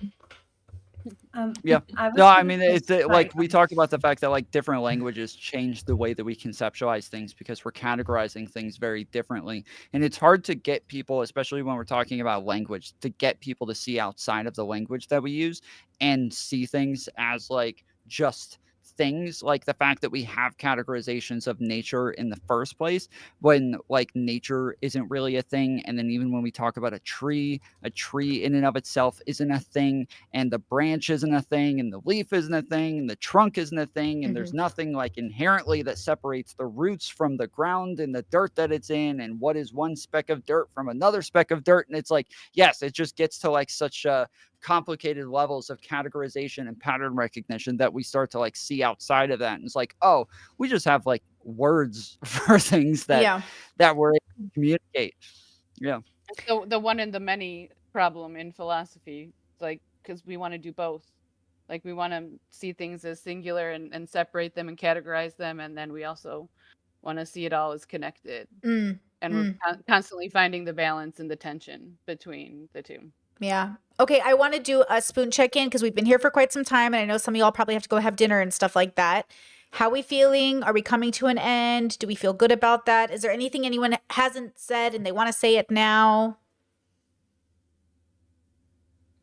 Oh, Yeah, I I was think just we're going to good. talk about vegans real quick because I think Tom or Rashad, somebody brought them up. But I think the advent of vegans just proves to me how much we are moving outside of a specifically human perception that is limited by human perception, because their whole perception of suffering comes from having a central nervous system, which other mammals and vertebrates have, and so they can imagine the suffering that those animals go through when they go, in animal industrial farming.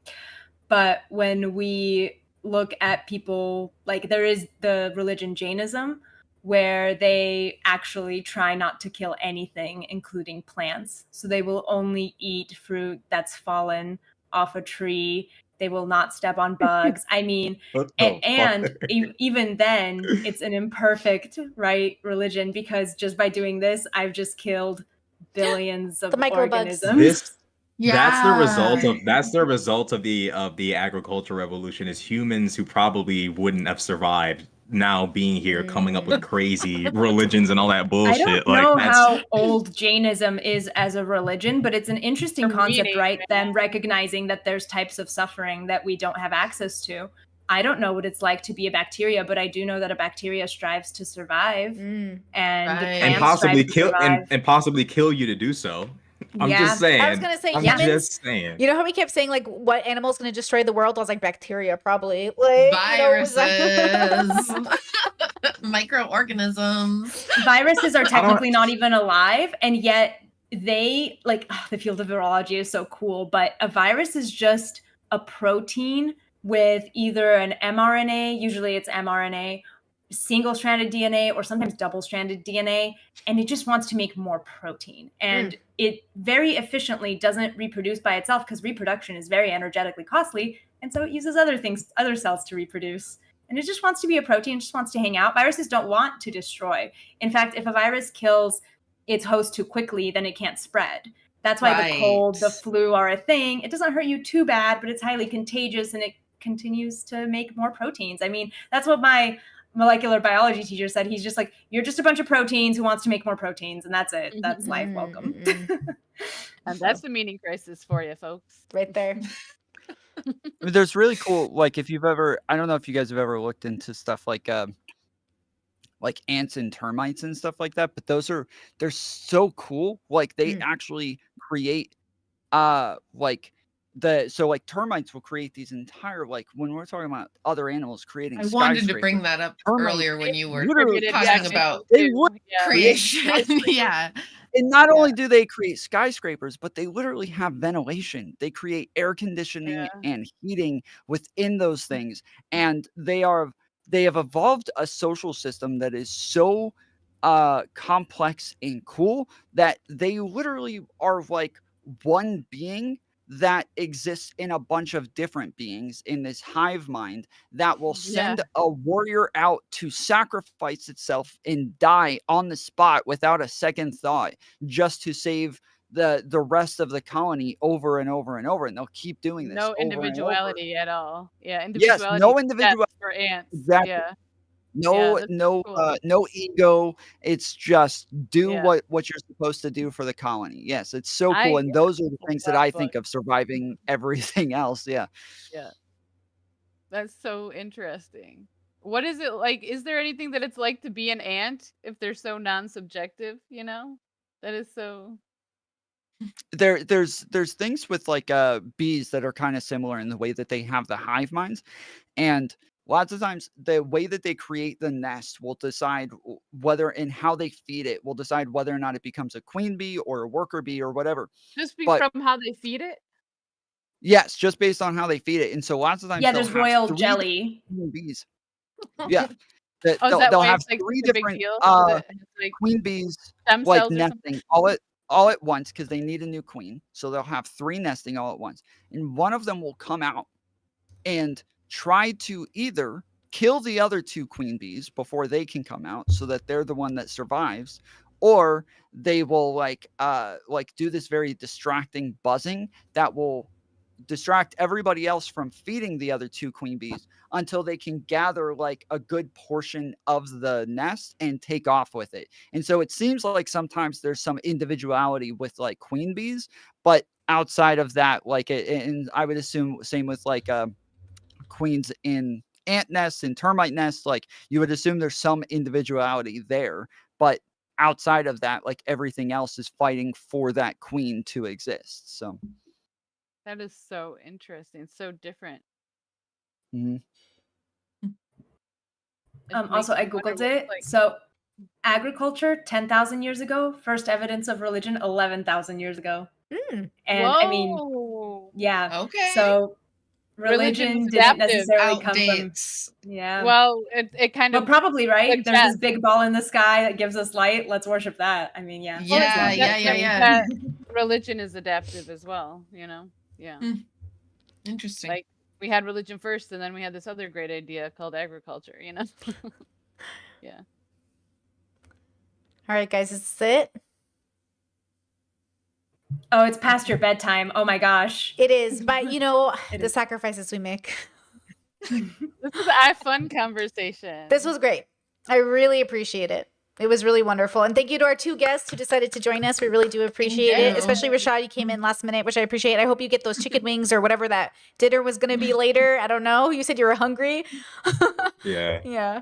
I hope you get I'm that. about to give into it. I'm about to like eat some shit I'm not supposed to eat because y'all kept talking about. I'm actually gonna get sour Bro. cream donuts as well because y'all Ooh, kept yeah, yapping. someone So needs a donut. Okay. Yeah, Yeah. we're just hungry. You know that actually just thinking about the pleasure you get from thinking about something that you eat is like way greater than actually eating it. Just remember that. I don't know about that. I need that donut right now, bro. Get out, y'all. In fact, let me hang up, bro, because I need that sour cream donut and like 12 of them. We gotta go. You're We Like, gotta happier go. right now than you will be right like 5 seconds after. yeah, you I eat. gotta get like 13, 14 of them, bro. Stop. Well, eat one for me because I'm not gonna eat 100%. one tonight. Okay, so eat one for me.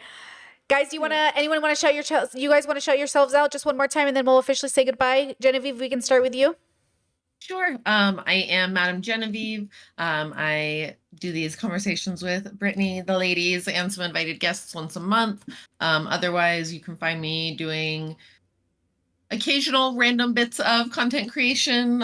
So check out my link in the chat, and you can find everything for me there.